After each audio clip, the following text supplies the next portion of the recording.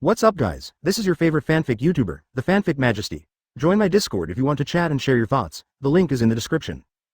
Check-in sign become Luffy's Imperial Vice 1 IV Chapter 1, Luffy's first partner. Your name is Wolf D. Locke, you are 18 years old. You are an orphan from an unknown village in East Blue. You lived by picking up garbage and begging for a living. One day your village was attacked by a group of pirates. The village being swept away, you took the opportunity to escape and fled to this unknown ship. Locke patted his painful head and cursed angrily. Ah, who keeps nagging in my ear? I have a terrible headache, where is this? The headache subsided for a while, and Locke began to observe his surroundings. He was now in a small room with a long table in front of him. There was some unprocessed food on it, and Locke frowned as he recalled what had happened. I remember, I was clearly revisiting my favorite One Piece, and I cried when I saw Summit War, and then, the tears flowed down the charger cable into the plug board, and got an electric shock, and then here it is. Combining these own memories with those words in his ear before, the witty middle school boy Locke immediately understood everything, and said with a smug smile. I didn't expect that reading novels every day is time traveling, and today it's my turn, ha ha ha. And it's my favorite world of One Piece, Devil Fruit, One Piece. I'm coming. Cuckoo, let's find something to eat before that, I feel like I'm going to starve to death. After some exploration, Locke opened the door and saw a lot of food, and he didn't care what happened, just eat first as a respect. Oh, this fruit. It's really good, it's like an apple, but it tastes better. Just as Locke was devouring, he suddenly heard a voice from outside the door. Hello, looks like there's no one here, that's great. What a big wine barrel. Locke hurriedly lay down on the crack of the door to observe secretly, and at a glance, Locke recognized who this person was at a glance, with a short figure, pink hair, eyes like this, and the look of a coward. Isn't this Kabi? If it was Kabi, then this place wouldn't be on that fat old woman Alvida's boat. Oh shit, if it was really on her boat, I would be powerless now and be discovered. It must be cool. Locke continued to observe Kabi's movements, and found that Kabi was pushing a huge wine barrel out. The more Locke watched, the more he felt that something was wrong, and he always felt that he had seen this scene somewhere. While Locke was thinking, 3 more people walked in. The 3 guys didn't look like good people, but Locke's memory of seeing them 3 was instantly awakened. Advertisement: this scene is the plot of the first episode of One Piece, which means that the wine barrel is the protagonist of this world, the future King Luffy. Locke was a little bit excited. After all, he could be considered seeing his idol. In the past, Locke would complain when he saw Bartolomeo. It's also Jaime. Why can he see me? Now that he was finally able to see it, Locke suppressed his excitement and continued to observe. Sure enough, everything was happening according to the plot. After some dialogue, the 3 of them planned to open the wine barrel, the moment when the big man in blue striped clothes raised his fist and was about to swing it down. Ah, I slept so well. Luffy came on stage from the wine barrel and knocked the big man down with a punch, but he didn't realize it, but preemptively said. Who are you? Who are you? That person will catch a cold if he sleeps there. It's all your fault. Okay. Locke was also so excited seeing this scene that he almost rushed out, but fortunately the voice in his head made him withdraw his thoughts. Meet the protagonist of the plane, and the sign-in system has been activated. The first check-in location, Alvida's pirate ship. Reward, Zon level advanced fighting skills Bahibang. Locke couldn't accept it for a while, first the Skyfall plug-in system, and then Bahibang. How could such a thing appear in Pirate World? The more I think about it, the more wrong it becomes. But before Locke figured it out, Luffy had already dealt with the pirates outside, and now he was looking for food, and the target was exactly where he was now. Locke hurriedly put the system matter behind his head first, how to make up a lie to convince Luffy, the next second.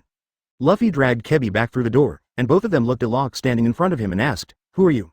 Locke adjusted his mood and said with a smile, my name is Locke, and I am a pirate. Advertisement: when Luffy heard that it was a pirate, he smiled and shook hands with Locke and said, my name is Monkey D Luffy, and I am also a pirate. Before Locke could speak the second sentence, Luffy was instantly attracted by the food behind Locke, and concentrated on eating in front of him. Locke was speechless for a while. When Locke turned his head and found that Kebi was still staring at him, Locke asked habitually, what's the matter with you? In the end, Kebi didn't expect such a big reaction. He backed up suddenly and said tremblingly, no, I was just thinking. I haven't seen you on Miss Alvida's boat. Locke took out food from another box and said while gnawing, oh, of course, I'm not on that fat old woman's boat, I just went to sea and planned to form a pirate group myself. Kebi was shocked and hurried forward to Locke and said, don't talk about Mr. Locke anymore, if Miss Alvida hears about it, he will be killed. Locke shrugged his shoulders indifferently, his words also caught Luffy's attention. Luffy turned to look at Locke and said happily, are you alone too? Then join me, I'm looking for a partner. Locke casually took a bite of the food in his hand and replied, okay. Luffy was obviously in a better mood and shouted, great, I found my first partner so quickly. Then the two continued to eat, and Kebi looked shocked. He said that he had never seen such a hasty way of joining. After that, the 3 had a brief understanding. After Kebi introduced his situation, he was laughed at by Luffy and Locke at the same time. Afterwards, Kebi was inspired by Luffy's 2 words, and was about to express his dream and vent aloud when suddenly, boom. After a loud noise, all the boards above their heads were crushed, and a fat figure appeared and said in an arrogant tone, Who are you trying to catch with this guy as a partner? Ah, Kebi. Chapter 2. First sign in the power of Bahibang. Locke knew that it was Alvida who had come. Although he didn't have any strength yet, he must not panic at this time, and must make her think he was strong. Alvida looked at Luffy and Locke and said, "Huh, it doesn't look like the pirate hunter Zoro." Then he started yelling at Kabi. "Kabi, who is the most beautiful in this sea?" Before Kirby could say anything, Luffy asked a question that shocked the audience. "Who is this rude ant?" The audience was silent, only Locke couldn't help holding his stomach and laughing. "Ha ha ha, Luffy, your question is straight to the point, ha ha." "Damn it," as Alvida roared. The mace in her hand also fell towards Luffy and Luffy easily dodged it. Locke just passed by in a lucky flash, and then Luffy came to Kirby's side and turned to Locke and said, "Locke, I'll take Kirby up first." Locke yelled frantically in his heart, "Don't, brother, leave me alone and I'll die badly, take me too." But the reality is, "Oh, go, I will come to you after I solve them." Locke said with a cold face. This tone is completely learned from Zoro Sanji, but Locke doesn't have the strength now. But now that the words have been spoken, it's useless to regret. Locke can only pray that Arlia doesn't stay, and the rest of these lil guys can barely cope. God is still very kind to Locke. Alvida's target is Luffy, because it was Luffy who called him rude ant just now, and Locke just laughed at the side. "Get rid of him, you guys, I'll go up and deal with that kid in the straw hat first." "Yes. Miss Alvida." Locke looked in front of him. There were 4 people in total, each with a knife. According to the common sense of the earth, a fight of 4 was a bit unrealistic. What's more, the person on the other side has a knife in his hand, and I have nothing with my bare hands, but this is in the anime. Can't judge by trying. Locke's unusually calm eyes were constantly looking around for anything that could be used, and suddenly, Locke caught a glimpse of a lot of small black beads in one of the boxes. Although he didn't know what it was for, these were enough. Locke quickly grabbed a handful of small black beads from the box next to him, and then threw them directly at the 4 pirates in front of him. Advertisement boom. The small black beads exploded in the air, and a large amount of red powder floated in the air. Locke just smelled it and immediately realized what it was. Quickly covered their mouth and nose, turned and fled. The 4 pirates were still in a state of bewilderment. As they inhaled a large amount of red powder, the 4 of them also began to scream. "Ah, what is this? It's so spicy. My eyes, ah, it's so spicy. It's paprika, paprika, ahem." The 4th person couldn't stand it and fell to the ground. In this way, Locke managed to escape and went directly to the deck, where Luffy was confronting Alvida. Locke seized the opportunity to sneak to Alvida's boat along the rope they hooked before, but there were still 3 pirates guarding here. When they saw Locke, they immediately pulled out their knives and shouted arrogantly, "Hey, how dare you come here? This is a pirate ship, are you looking for death?" Locke smiled and didn't speak for a while, and said silently in his mind, "Sign in." Congratulations on the successful sign-in. The rewards have been issued. The next sign-in location is Shields Town. The reward, advanced fighting skills. In an instant, Locke felt that there was something more in his head, and it was more than a little bit stronger. Looking for death? Death is knocking on the door. Try this, Bahibang. Boom. Ah. Locke punched down, and the 3 of them took off with screams in unison, without any delay, and on the other side, Alvida was also shot flying by Luffy's rubber pistol. The 2 inadvertently completed the divine synchronization. Locke and Luffy looked at each other and smiled. Suddenly Locke noticed that there seemed to be someone behind him who immediately threatened. "Who? I advise you to come out by yourself." As a result, before Locke finished installing, he heard the sound of something falling into the water. Just as he was about to chase after it, a large number of shells were fired towards this side. Although the ship was not hit, the sea was shaken and the ship shook very much. Luffy smiled and said, "Marine is here. I'm a pirate. I'll dodge first. Hey, Locke, let's go." The next moment, Locke and Luffy took Kebi from the pirate ship and fell into the sea with the boat, and happened to meet Nami's boat. Advertisement. It was only then that Locke understood what the sound was, but right now they had nothing to do with each other, and the first goal was to get rid of these marines. Afterwards, under the desperate rowing of the 3, they finally managed to escape and left the area just now. After getting out of danger, Kebi asked Luffy. "I said, Mr. Luffy, if you want to find One Piece, that is to say, go to the Great Root. That place is known as the Graveyard of Pirates." Luffy smiled and replied, "Yeah, that's why I'm looking for a powerful partner. I heard what the ant said before. What kind of person is that pirate hunter?" "Pirate hunter? Do you mean Zoro? I heard he should be taken to Marine Base by now." As soon as Luffy heard this, he immediately said with a disappointed face, "What, so weak?" Kebi immediately retorted and shouted, "That's not true. That guy is as terrifying as a monster." At this moment, Locke suddenly interjected, "Pirate hunter Zoro, I've heard of him before. He is a very powerful guy. There must be some reason why he was caught in Marine Base." Kebi was still wondering why Luffy asked about Zoro, and Luffy said directly with a bright face, "If he's not bad, I want him to be my partner." "You're messing around again, Mr. Luffy. Impossible. Impossible. Impossible. Absolutely impossible. Ah. Why did you beat me? Ah. Why did Mr. Locke also?" The 2 replied at the same time, "I can't help it." On the way, Locke also opened the system panel and took a look. In addition to the sign-in function, this system only has this function. Name: Wolf D. Locke Hockey. None Devil Fruit. None. Talent: None Trick. Octopus Collapse. Perfect number of check-ins. 1. Looking at his panel, Locke sighed in his heart. It's really a whiteboard start, but with this sign-in system, I really look forward to it more and more. Future adventures will definitely become more interesting. Chapter 3. Rescuing Zoro. Sign in. Congratulations on the successful sign-in. The rewards have been issued. The next sign-in location. Marine Base where the Marine 153 branch is located. Reward. Lingbo Weebu. Locke was shocked by the next reward before he had time to experience advanced fighting skills, and couldn't help complaining. Damn it. Lingbo Weebu has come out, so will he be rewarded with the 18 palms of subduing dragon in the future? It's so far away. Big spectrum. But I like it. Speaking of which, the sign-in location of the system is really true. Marine 153 branch, it is so detailed. Could it be that I made a mistake? You actually underestimated me? Luffy. Hey, Locke, what are you doing standing there? Locke withdrew his emotions. Nothing. Continuing to move forward with Luffy Kirby, the three of them came to Marine Base all the way. Looking at the huge iron gate in front of them, Locke said with emotion. Hey, why did you make the gate so high? Luffy wasn't interested in this door at all. He jumped directly to the side wall and started searching. Where is it? Warcraft. Kebby shook his head and said, Mr. Luffy, such a dangerous person will definitely be locked in a single cell. How is it possible? Found it. It's him. Before Kirby finished speaking, Luffy said that he found it, and Kirby went up to look curiously, because he didn't believe it, thinking that Luffy was wrong. But the moment he saw Zoro again, Kebby recognized him as the pirate hunter Zoro by his clothes. At this time, Zoro was tied to a cross wooden frame and could not move. But the murderous aura coming from him can still be felt, and the noise of Luffy and Kebby caught Zoro's attention. Hey, you two are an eyesore, get out of here.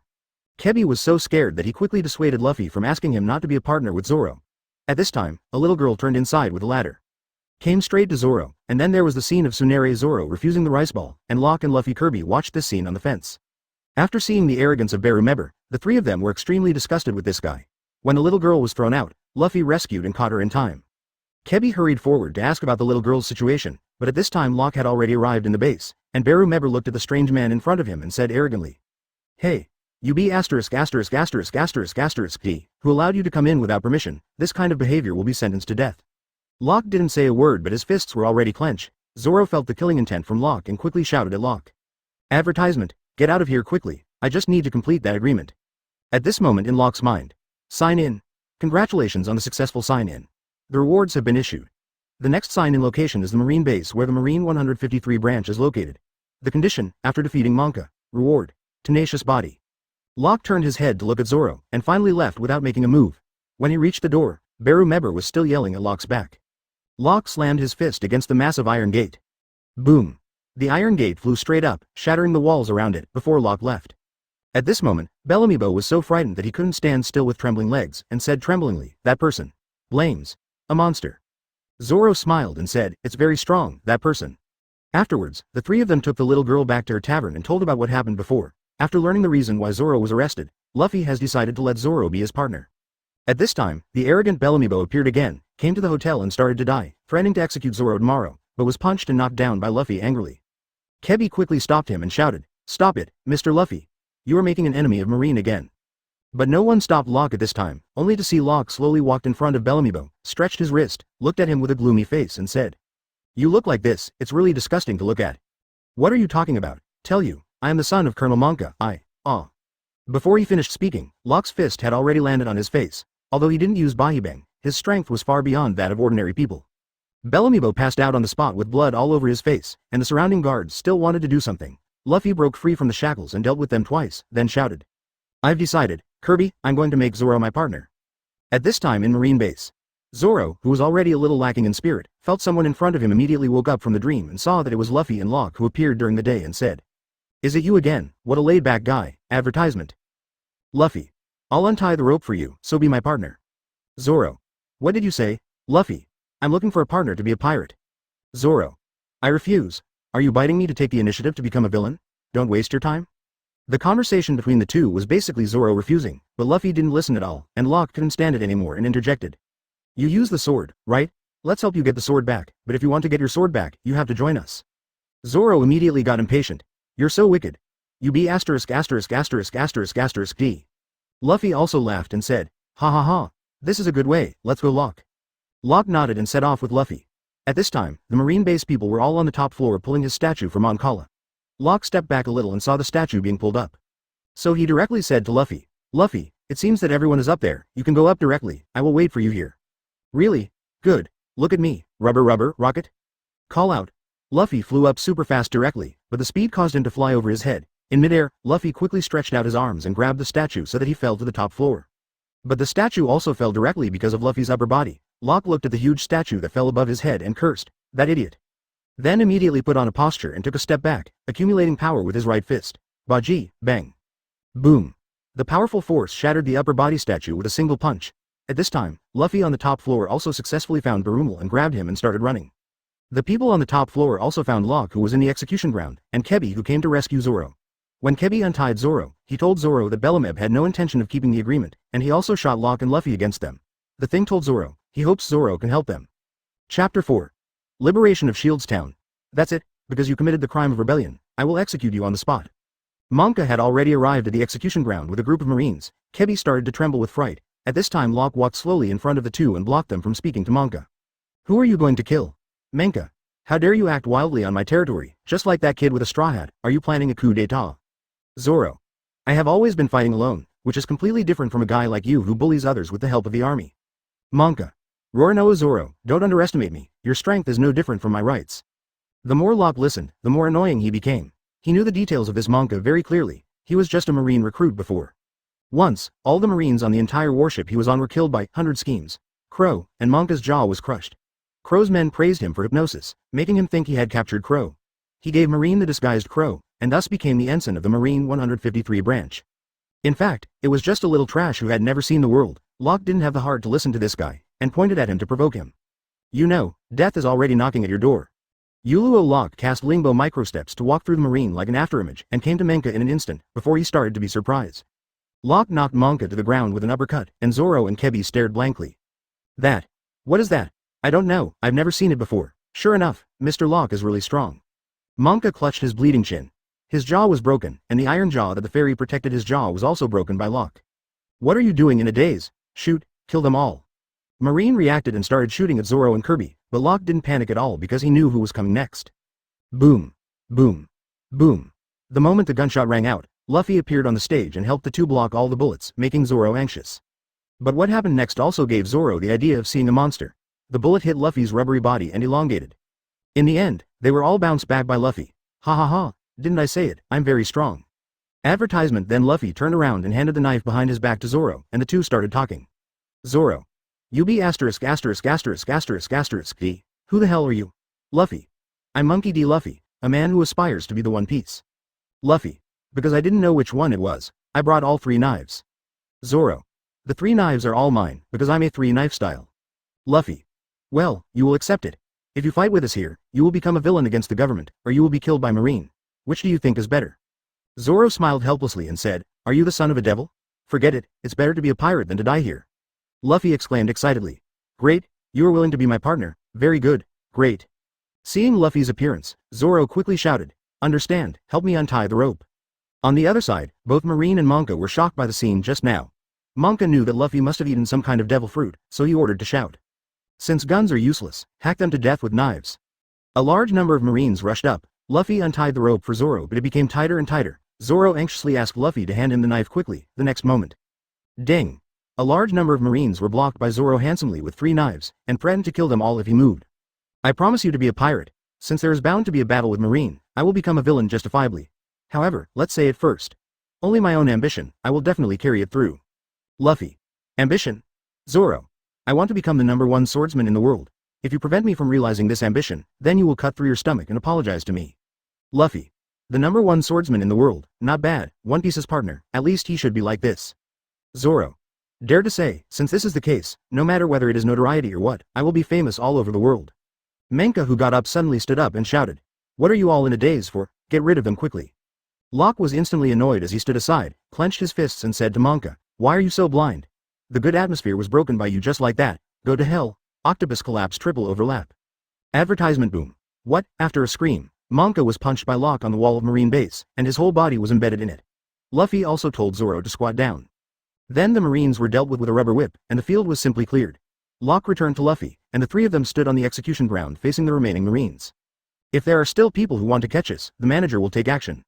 What people didn't expect was that all these Marines dropped their weapons and still cheered. Great. Liberated. No need to be dominated by Monka anymore. Long live Marine. Luffy asked in a daze, what? Are they all happy that the colonel was defeated? Seeing this scene, Kebi said happily, everyone is just afraid of Monka.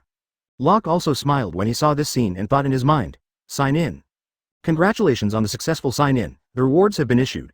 The next sign-in location, Orangetown. Reward, deliberate punching. This? I really dared to give anything.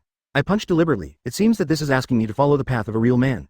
It just so happens that the feeling of punching to the flesh is quite good. At this time, there was cheering outside the Marine base, and a beautiful girl inside had already started to move quietly. After tying up 2 Marines, she began to look for what she wanted. After finally finding it, it turned out that someone had taken it away in advance, and left a note, I accept the chart. Also left behind the logo of the pirate flag, the clown Buggy, known as Captain Buggy, who is not dead. Back at the restaurant of the little girl's house, Zoro, who had been hungry for so long, was devouring food, and Luffy ate it without showing any weakness. Only Locke was drinking beside him calmly, and this scene formed a stark contrast. Chapter 5. Meeting Nami for the first time, the little girl Lixiang came to Locke and handed the food. Locke smiled gently and rubbed her hair and said, thank you. Lixiang continued to serve food to Luffy and Zoro happily, and finally Zoro was full after eating many plates of food. But Luffy questioned, huh? So you're full? Zoro saw the plates piled up in front of Luffy and said differently, why do you eat more than me? Afterwards, it was time for small talk. After Zoro learned about Luffy's current situation, he felt like he was on a thief ship. But he was still curious about Locke, so he came to Locke and sat down, opened a bottle of wine and talked while drinking. Thank you for today. Locke. No need to thank you, we will be partners on the same ship from now on, please take care of me, Zoro. Zoro. Of course, but I'm curious, why do you recognize this guy as the captain? A strong man like you must have a goal. Locke. Goal, my goal is to become the strongest man in the world. Puff. Except for Luffy, Zoro and Kirby, all spit out their wine, but Luffy laughed while eating. Haha. I think it's great. Zoro soon felt relieved. After all, his own ambition is not the #1 in the world, but only in swordsmanship, which does not include as much as Locke. Kebi looked at the 3 people in front of him and felt that it was too nonsense, he really couldn't join this topic, he didn't have any lofty ambitions. Even before he met Luffy, he didn't even dare to have the idea of rebelling against Alvida. Now he just wants to be an upright Marine. At this moment, a large number of Marines suddenly pushed the door and walked in. Excuse me, I heard that you were pirates, is it true? Luffy replied without hesitation. Yes, and I found another partner just now, and I have established a pirate group. Marine. We are all very grateful to you for saving our base and this city from the tyrant, but since we know that you are pirates, we cannot sit idly by in the name of Marine, so, please leave this city immediately. At least for the sake of morality, we will not notify the headquarters. Marine's words immediately aroused dissatisfaction from the crowd. Hey, Marine. What are you talking about, advertisement? Aren't you also very afraid and surrendered to Menka? These people are our saviors. That's right, that's right. Luffy stood up with a slight smile and said, then let's go, the proprietress, thank you for your hospitality. Locke and Zoro also got up and followed Luffy to leave. When they walked to the door, Marine saw Kebi who was not moving and said, aren't you their partner? What is your relationship with him? Luffy turned back and smiled, I know what this guy has been doing all this time. There is such a fat girl thief, I think it's called Alvida. Stop talking. Kirby punched Luffy angrily, and then Luffy began to hammer Kirby, and was finally pulled away by Zoro and Locke. Until Marine said, I already know that you are not accomplices, please 3 of you leave this city immediately. It was at this moment that Kebi realized that Luffy was still helping him at this time, and Luffy deliberately provoked him to facilitate the current situation. Finally, Kebi had his own consciousness, stood up and shouted to the lieutenant colonel who had spoken before, please let me join the Marine. I am the man who wants to be a Marine general. The 3 people on the port side have arrived here. Zoro. You're too bad at acting, so it's not surprising that you're at a low level. Luffy. Kobe will definitely find a way to solve it himself. Locke. The next time we meet, he should have become a real Marine. After the 3 got on the boat, Kebi came to say goodbye and thank them. Afterwards, except Kebi, all the Marines also came to salute and say goodbye to the 3 of Luffy. In this way, the pirate group composed of 3 continued to set off towards the next destination. It wasn't long before they left on the road that Luffy had already finished the food. Locke always had some wine with him, and he wasn't very interested in food or anything. While Zoro and Locke were chatting, Luffy saw a big bird in the sky, and directly flew up with a rubber rocket, intending to shoot the bird down and eat it. As a result, this guy used too much force and got stuck directly in the mouth of this big bird, which can be said to be 1,000 miles away. Advertisement. Locke and Zoro hurriedly paddled after Luffy desperately. This idiot. As a result, 3 more people fell into the sea, but they didn't have time to stop the boat at this time, so Zoro shouted to them. You can't stop the boat now, come up by yourself. The 3 climbed onto the boat while struggling, and Locke smiled and said, it's a good thing you can still get on board. As a result, the 3 of them changed their faces and drew out their knives to threaten the 2 of them. Stop the boat, we are part of that clown Buggy's gang, and this boat belongs to us. It turned out that Locke beat the trio up, but because of that they lost Luffy, and Zoro could only blame the trio. Let them act as coolies to row the boat, all the way forward. Zoro asked the 3 about Buggy on the way. Locke knew that Zoro would be attacked because he didn't know Buggy's fruit ability when he met, so Locke said directly. Buggy the clown, I've heard about this guy. He should be a split person who ate chop fruit. Ordinary weapons can't hurt him at all. That's why he's called immortal. Zoro. Is it another demon fruit power, split man? I really want to see if my knife can kill him. Locke. Don't be too careless Zoro, if you really fight, you must be careful, demon fruit power is not an easy guy to deal with. Zoro nodded to show that he understood. At this time in Orangetown, Nami has successfully stolen the great navigation chart from Buggy and is being hunted by his men. Buggy also found Luffy stuck in the big bird's beak and blasted over. Boom. This cannonball can be said to have saved Luffy. Luffy landed perfectly and just came to Nami's side. Nami suddenly remembered that she had seen this person. So he stepped forward with a smirk and said happily to Luffy, "Boss, you came to save me." Luffy looked at Nami blankly and asked, "Who are you?" Nami didn't care so much, just ran away, leaving a sentence, "I'm sorry, I will leave it to you." Chapter 6. Battle against the Buggy Pirates. Boom. Locke and Zoro, who had just arrived in town, saw the huge explosion and asked, "What was that explosion?" The three of them immediately replied nervously, "That's Mr. Buggy's ultimate move, the Buggy Bomb." Locke looked at the location and said to Zoro, "I'll go first, maybe Luffy is there, Zoro and the three will be handed over to you." Zoro. I'll be there in a minute." As Locke rushed to the place of the explosion, he complained frantically in his heart. "I believe you, you idiot, if I wasn't afraid that walking with you would lead me astray, I wouldn't have taken the first step." Sign in. Congratulations on successful sign in. Rewards have been issued. Next sign in location. Orangetown. Conditions. After defeating Buggy. Reward. A pair of adamantium alloy fist gloves. Locke said to himself in surprise. Is it finally time to give the weapon? The gloves made of adamantium alloy. I don't know how heavy it will be. Open the panel. Name. Wolf D. Locke Hockey. None Devil Fruit. None. Talent. Advanced fighting skills. The overall ability is greatly improved in close combat, and various fighting moves can be instinctively used according to the combat situation.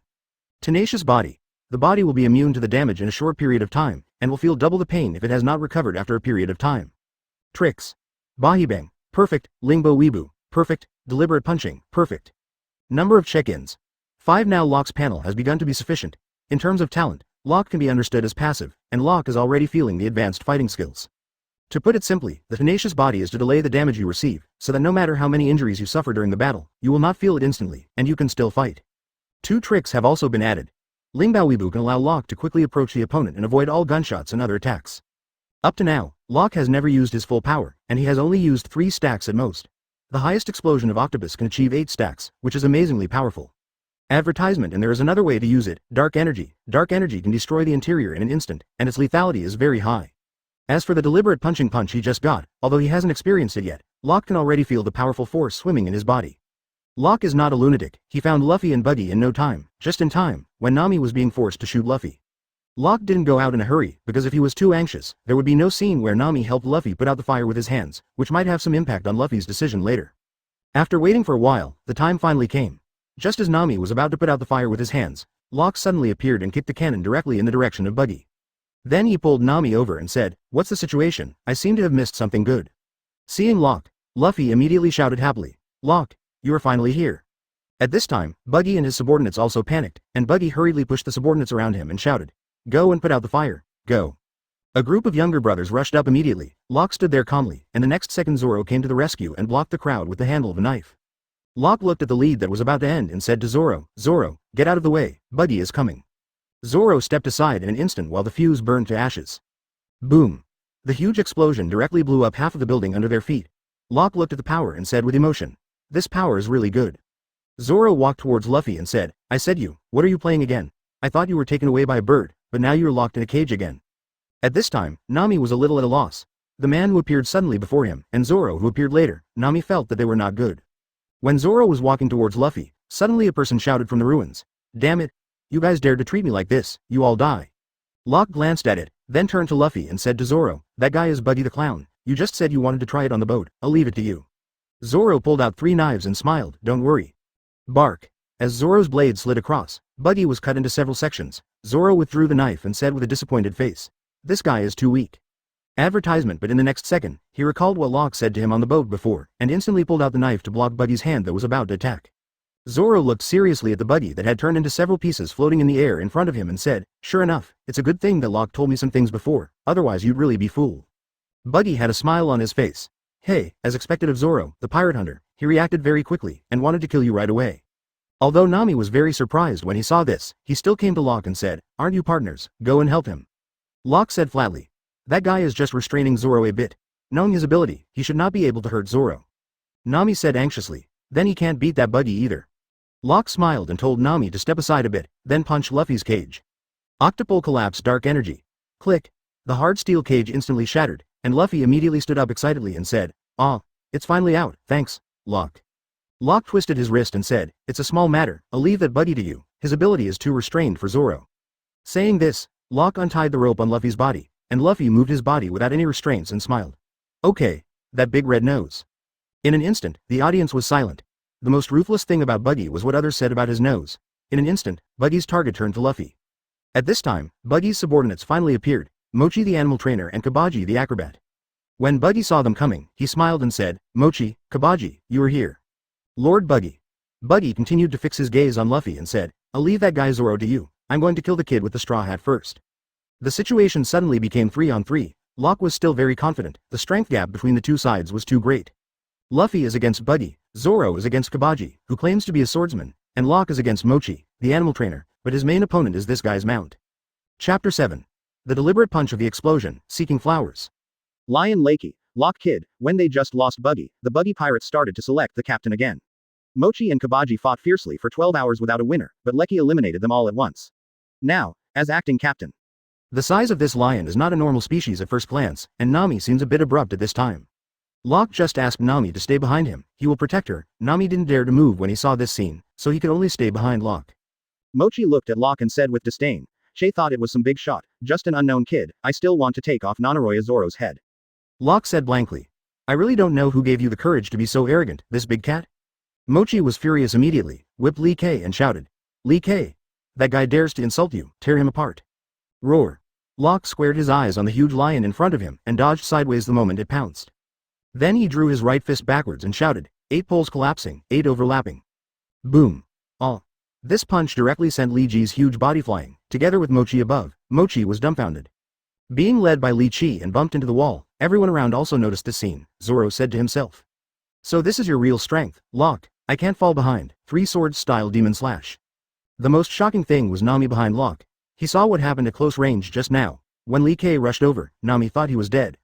As a result, he saw the man in front of him put on a fighting posture without any panic, and instantly dodged Lee Chi's attack.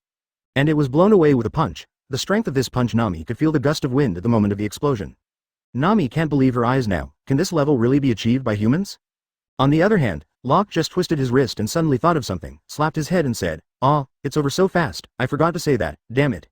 Nami asked suspiciously, "That sentence?" Locke turned and smiled and said, "Yeah, I." Boom. Locke's words were interrupted by a gunshot, and a bullet hit Locke directly in the back, but the bullet did not penetrate Locke's body like normal. And it bounced off like a rock, leaving only a red mark on Locke's back except for a hole in his clothes that was about to see blood. Advertisement. This scene directly terrified the shooter just now, and shouted in horror, "This guy, is he a monster? The bullets are all immune to death him." Locke got angry, he hated people interrupting his conversation, turned around and saw a group of people appeared on the opposite side. Among them stood the embarrassed Mochi. Although Mochi was also shocked, he was not afraid to shout at all now that there were so many people. "Shoot, everyone shoot, I don't believe immune to death him, shoot." Boom. Boom. Boom. A lot of gunshots rang out for a while. Locke protected Nami behind him, so he didn't take a step away, only Nami's scream was heard. Luffy and Zoro also looked over anxiously, only to see a golden aura appearing all over Locke, looking very hawky. Locke shook the bullet casings on his body, ripped off the clothes that had been shot into tatters, and walked towards the crowd step by step. "It's so cool to fight. Want to kill me? Then let death knock on your door, deliberate, bang fist." Boom.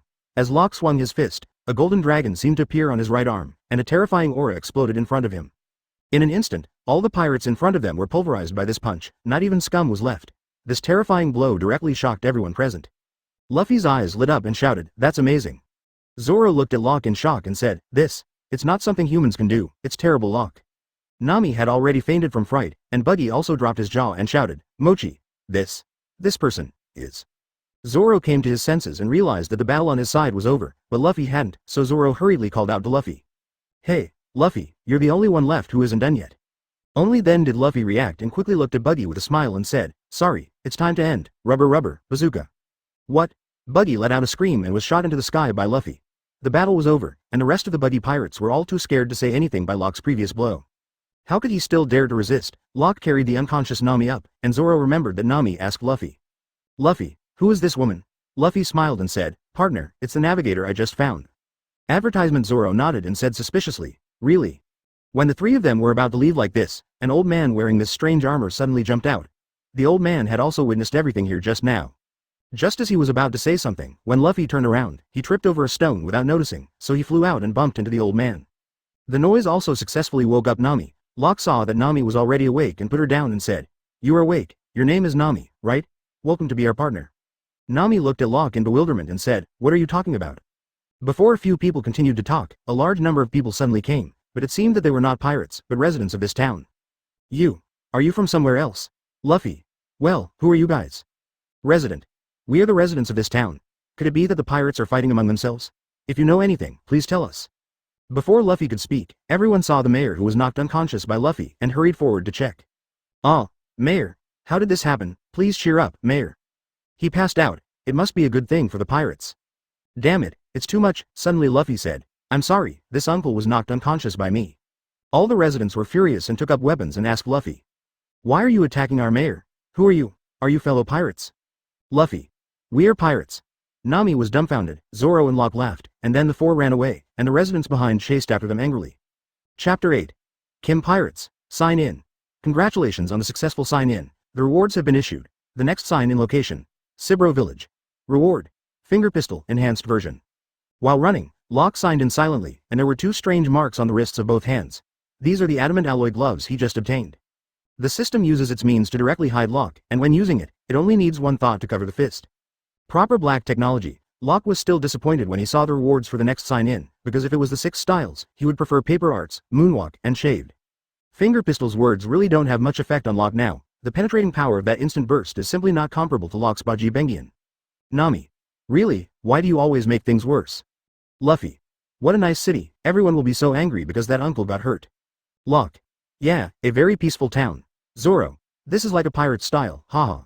After the four arrived at the port, they saw the boat that Nami robbed halfway. Although it was also a boat, it was much better than the boat that Luffy and the others took. So Locke directly squeezed into Nami's boat shamelessly. Zoro followed after seeing this, and Luffy was naturally rude. In this way, the four of them set off in this boat with the flag of the Buggy Pirates amidst Nami's complaints. That is to say, you still have to eat meat, Luffy said while nibbling on an apple. Alcohol is needed, Zoro said as he looked at Locke, who was drinking, and Locke felt the guy's gaze. He put away the wine in an instant and said, "Don't look at me, this is the last bottle, you've already drunk 4 of my bottles." "What are you talking about? I'm not talking about this, the great route we are going to is the most dangerous place in the world, not to mention there are many powerful pirates who are looking for One Piece, of course they are riding a powerful sea thief ship." Nami spoke seriously about the current situation, but the remaining 3 people on the boat did not feel any tension at all. Luffy thought for a while and said, "You still need some partners, don't you, Nami? No matter the number of crew members or the lack of equipment on this ship, it is absolutely impossible to guarantee our safety." Advertisement. Luffy and Nami nod on an apple on a different channel and said, "Sure enough, there are still chefs and musicians." Zoro was puzzled for a moment and then laughed loudly. "Musician? Ha ha ha ha." Nami was speechless for a while, tired and didn't want to say any more. He looked at the chart intently and said, "Go a little further south, and there is an inhabited island. It would be great if I could get a decent boat there." "Okay, let's go eat meat, don't forget the wine."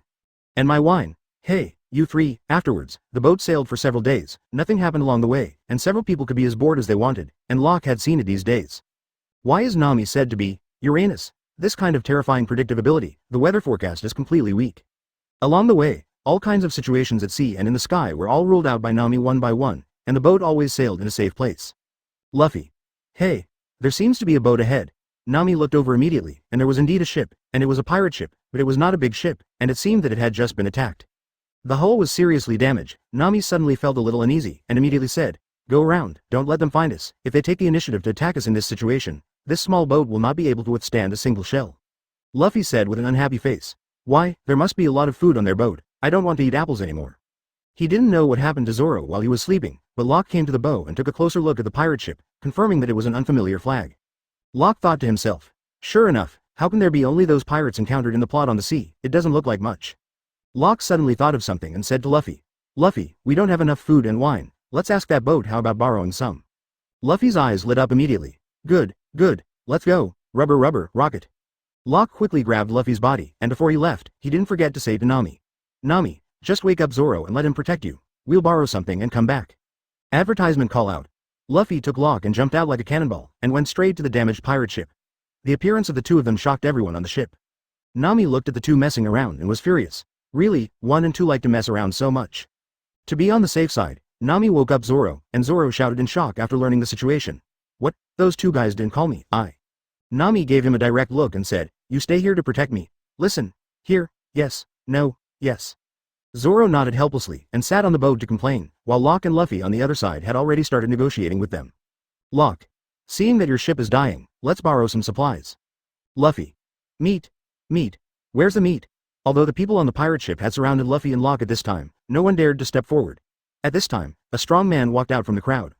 The guy had a fierce look on his face, and with a hideous scar on his face, he came to the front and said to Locke and Luffy. Where did these two brats come from? Dared to ask me, Bang Fist, Kim, to borrow something. They really don't know how to live or die. Boss, these two people seem to have come from the boat we saw earlier. That flag is the Buggy pirate ship, that Buggy the clown. Kim snorted disdainfully and said, that Buggy is just a coward who relies on fruits. That guy actually has a bounty of 5 million more than me. The people in Marine seem to have bad eyesight. From this guy's words, the information is almost understood. This guy is a pirate with a bounty of 10 million. Judging from the title, he should use his fists. Locke chuckled slightly and said, from the looks of you, you should have just narrowly escaped death. Is this the only way to be so arrogant? You know shit. It's just a kid on Buggy's boat. Come on, hack him. Locke moved his wrist and said to Luffy. Leave Luffy to me here, you go get things, don't forget to get the wine. Chapter 9. This is called Explosive Punch, go to hell. Locke easily avoided the attack with a twist, and then he punched him.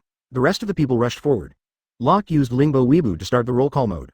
All I could see was an afterimage walking through the crowd, and all the passing pirates fell down with a fist mark on their bodies. More than half of them were cleared up in the blink of an eye. In a hurry, Kim directly blocked Locke with a punch and roared, Explosive Punch. Boom. What Locke didn't expect was that this guy's punch actually produced an explosion, although it was not a very powerful explosion. But the impact of the explosion was enough to knock Locke back, and Locke felt bad when he stepped back and saw that his clothes were blackened. I was actually careless. It's really embarrassing to be hurt by a guy of your level. Today I want to see what your explosive fist is capable of. Little ghost, I didn't expect that you were also a fighter. Give up. No one can beat me in close combat. Blast. Kim punched Locke again as he rushed forward. Boom. The explosion reappeared and Locke didn't hide at all. Would the hard steel adamantium gloves of his fist be afraid of you exploding at this point? It's over, right? Then try mine. Octopus collapse, octopus superposition. Boom. It was also a loud sound, although it didn't explode, but the terrifying impact directly knocked Kim out and broke the flagpole on the ship. Cough. Jin Mew spat out a mouthful of blood and shouted with difficulty, why are you standing still? Shoot, kill him. The rest of the pirates reacted immediately, and everyone raised their guns and fired at Locke. Locke just ignored the bullets. Walking all the way towards the crowd and Kim, as Locke's injuries from the bullets grew more and more, Locke's body also began to appear golden arrogance. Luffy. Ready to go. After looting, Luffy came out of the cabin with chicken legs stuffed in his mouth, stretched his arms and quickly returned to the boat with a lot of food. Advertisement. Seeing that Luffy came back but not Locke, Nami hurriedly asked, where's Locke? Why didn't he come back with you? Luffy's mouth was full of food, and Nami couldn't hear a word after talking a lot. Zoro looked at the golden light that appeared on the pirate ship and smiled. Don't worry, he will be back later, but the pirate ship will be miserable. When Nami was still wondering, he suddenly heard a huge explosion, as if a volcano erupted at that moment. In an instant, half of the entire pirate ship disappeared, and the other half was because Locke was standing on it, and everyone on board was turned into ashes. Locke let out a long breath and said, did you see that? This is called Explosive Fist. You dared to shout in front of me with such a small trick. Remember to have eyes in your next life. Locke was P*******D because he finally found out the reason for the guy's so-called explosive punches was that he had 2 gunpowder devices attached to his arms. When the gunpowder is fired, as long as he punches a little faster, he can instantly ignite it and cause an explosion, because the gunpowder will not be too close to himself. So it won't hurt himself. Locke thought it was some kind of trick he had never seen before. After learning the truth, Locke felt that it was necessary for him to feel the real explosive punch at the last moment of his life. At this time, Nami also drove the boat over, and Locke jumped on it directly, and then made a trip to the boat. Nami looked at the bullet marks on Locke's body and complained, you should really doubt whether you were human. Zoro threw Locke a bottle of wine and laughed, ha ha ha, I also think, Locke doesn't feel human at all. Luffy. Luffy can't stop talking, so no one understands what he's saying, and Locke doesn't feel like bickering with them. It's break time. It's time for him to suffer later. Because of his strong body, Locke didn't feel any pain during the fight. It was the same with Buggy before, but then the pain in his body directly made Locke pass out, so this time to avoid that, Locke went straight to sleep, and if he fainted from the pain, they would think he was sleeping. After drinking the wine in his hand, Locke opened his own panel. Name. Wolf D. Locke Hockey. None Devil Fruit. None. Advertisement talent. Advanced fighting skills. The overall ability is greatly improved in close combat, and various fighting moves can be instinctively used according to the combat situation. Tenacious body. The body will be immune to the damage in a short period of time, and will feel double the pain if it has not recovered after a period of time. Tricks. Bahibang, perfect. Lingbo Weebu, perfect. Deliberate punching, perfect. Equipment. Edmund alloy gloves, gloves made of extraterrestrial meteorite mixed with carbon alloy to form the hardest metal known to be indestructible. Number of check-ins. 6. The panel has not changed except for an extra row of equipment, and Locke has also felt the power of the Alderman alloy gloves. Hardly resisting Jin's explosion, there is not even a trace of marks left on the gloves. You must know that the hardness of adamantium alloy is much stronger than that of Genjin. The advantage of vibrating gold is that its special molecular structure makes it almost indestructible, because its molecules are relatively static, making it hardly conduct heat and kinetic energy, and this characteristic allows it to absorb heat, energy and kinetic energy. It is really suitable to make a shield, but the effect will be much worse if it is used as a boxing glove. The boxing glove is for offense, and the vibration gold is more suitable for defense. Thinking about these things, Locke fell asleep after thinking about it, and after an unknown period of time, the sudden pain all over his body made Locke wake up with a jerk. Then he immediately pretended that nothing happened and continued to fall asleep, but this detail was noticed by Zoro, but he didn't say much. They didn't know how long they had been driving on the sea, but they finally arrived at the island that Nami mentioned earlier. Zoro and God Locke stretched simultaneously and said, "I haven't gone ashore for a long time." Luffy. "Is there a village in here?" Nami. It looks like a small village." Suddenly Zoro and Locke felt someone's breath at the same time, and the next moment Luffy was attacked by a round of stone shots, and then many pirate flags appeared from the grass. "Ha ha ha ha. I am Usopp of the great pirate group that leads this village in King's Landing. People praise me and call me the great Captain Usopp. If you want to attack this village, I advise you to give up quickly. Go ahead, because my 80 million subordinates will not let you go."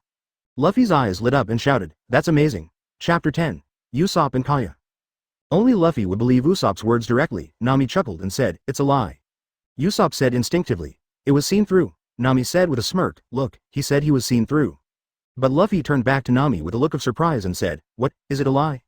Usopp reorganized his thoughts and said again, "Although 80 million is indeed an exaggeration, I do have many elite subordinates." Nami still said with a smirk on his face, "Yes, 3 people, right." In an instant, the 3 little ghosts who were hiding came out and ran away in panic. Nami continued, "After all, I have never heard of a pirate who can use a slingshot." Luffy laughed and said, "Ha ha ha, you are so funny." Usopp was ridiculed by Luffy and angrily took out his slingshot to attack and said, "Don't underestimate me. I am a man with a lot of self-esteem. Because of my strong self-esteem, people call me Proud Usopp. You also saw it just now, my slingshot skills are much better than the average hotshots." It's time for Luffy to pay tribute to Shanks. "Luffy, since you draw the gun, you're risking your life. I mean, this thing is not a scare toy." Zoro understood in seconds, flicked out his sword with his thumb and said with a smile, "The one in front of you is a real pirate."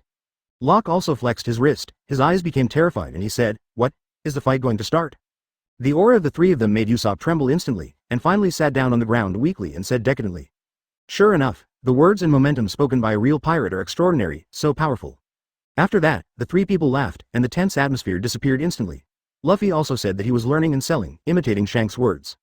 From Usopp's appearance, Luffy recognized that Usopp is Usopp's father, and the topic changed instantly. Usopp brought several people into the village. Locke walked last. "Sign in. Congratulations on the successful sign-in. The rewards have been issued. The next sign-in location. Sibro Village. Conditions, after defeating Crow, reward, breathing technique." Locke shouted in his heart in surprise. The breathing technique can finally recover by itself, otherwise the stamina of the stubborn body every time would be too painful. During the meal, Luffy and Usopp were talking about Usopp in Windmill Village, and Usopp knew that his father was actually on the boat of a big pirate like Shanks. Advertisement. While chatting, Nami proposed their purpose of coming here this time. Although they could see that it was only a small village, Zoro still noticed the big house on the top of the mountain. But as soon as it was mentioned here, Usopp excused that he had something to do and left quickly, which made everyone a little confused. After a while, the 3 little ghosts who appeared before also came here. They were here to save Usopp, and thought that Luffy and the others had eaten Usopp. After a little playfulness, the 3 little ghosts led a group of people to the big villa on the top of the mountain. After a little understanding, I realized that the hostess of this villa is called Kaya, who is a frail and sick person, and she has been in a bad mood since her parents passed away a year ago. But because of Usopp, every time Usopp comes to brag and tell jokes to Kaya, it can make him feel particularly good.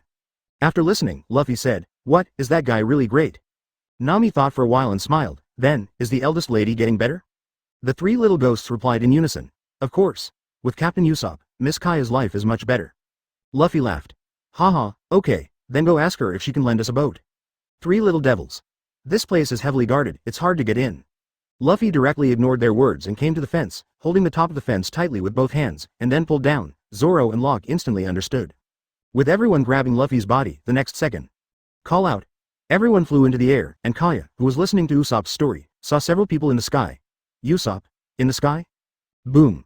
Locke rolled his eyes straight away because Nami and the three brats all landed on top of him, almost killing Locke instantly.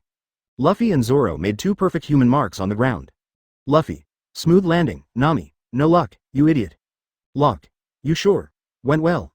Nami. Only then did Nami see her sitting on Locke's body, and quickly got up and asked, Locke, are you okay? Advertisement. Locke got up and twisted his neck and said, it's great to be alive. Nami, you should lose some weight. Nami blushed instantly and punched Locke and shouted, I'm not fat at all, stupid. Locke, who had just stood up, was punched back to the ground by Nami again. Kaya had never seen such a scene before and quickly asked, are you alright? Usopp quickly explained, it's okay, they're all followers who came after hearing about my great deeds, the new crew of Usopp's pirate ship. Luffy simply got up and patted the ashes and said, no, I'm not, I'm asking for something. Kaya asked suspiciously, is there anything you want, me? Luffy nodded and continued, we want a big ship. Suddenly, a voice interrupted their conversation. Hey, you guys, what are you doing there? Kaya. Crabatail. Does Locke know who this guy is? The captain of the Black Cap Pirates, 100 Strategies, Chloe, happened to be the opposite of his own name, so he remembered it clearly. This guy has been here for 3 years with this false identity, just for the money? Locke couldn't figure it out. There is absolutely no need for Crow's strength and brains to do this. Locke's eyes have been fixed on this guy. Crow also glanced at Locke intentionally or unintentionally, but his current identity is still the steward of this mansion, Clabatel. Clara Bartle. It's really embarrassing, you are trespassing on people's houses like this. Luffy. Who is this guy? Seeing that the situation was not right, Kaya quickly explained. That. Clabatel, these people are. Clabatel. Don't say much now, I will listen to you later for the reason. Well, now please leave quickly, or do you have anything else to say? Luffy said directly, yes, we want a boat. However, Clabatel directly refused and said, no, Usopp. I often hear rumors about you. I heard that you have taken risks everywhere today, right? Chapter 11. Usopp fights alone. Clabatel. I've also heard about your father. Kaya realized that something was wrong, and hurriedly opened her mouth to stop Clabatel and shouted. Clabatel stopped talking. But he still said, you are just the son of a dirty pirate. No matter what you do, I won't be surprised, but can you please stop approaching my eldest lady in the future? Usopp gritted his teeth and said to himself, you said, dirty pirate. Clabatel. You and Missy are people from two worlds. What is your purpose? Do you want money? How much do you want? These words directly made Kaya angry. You said too much, Clabatel. Apologize to Usopp. Clabatel still said in the same tone. Why should I apologize to this barbaric man, miss? I'm just stating the facts. I really sympathize with you. You must hate him very much. Hate the man who abandoned his family and left the village to be ********* the father who puts treasure above his family. Usopp finally couldn't bear it anymore, jumped down from the tree and shouted at him. I won't let you talk about my father like that. However, Clabatel said with a smile on his face.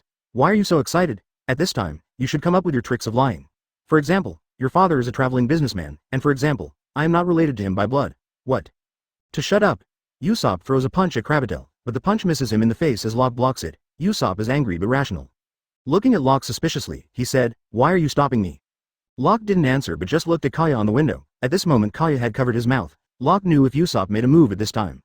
If he is completely fooled by this guy, his relationship with Kaya will also collapse. Although he will agree later, this kind of thing can never happen to him. Crow, who doesn't know what to do, is still mocking Usopp. Although Usopp can't make a move, he can still reply to Crow directly. Shut up. I've always been proud that Dad is a pirate, and that he is a brave sea warrior. You're right, I do like to brag, but I inherit the blood of a pirate. This honor is not false, I am the son of a pirate. Crow continued to taunt.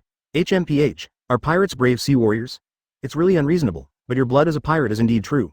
You lie everywhere you want, use violence when you get angry, and finally want to fight for property. Get close to Missy. Advertisement. When the two sides were still in a stalemate, Locke made a move, and he directly smashed the big tree next to him with a punch, instantly attracting everyone's attention. I'm really annoyed to hear you guys arguing, so I've ended it casually, and I said, Luffy, since they refused to pick up the boat for us, shouldn't we leave?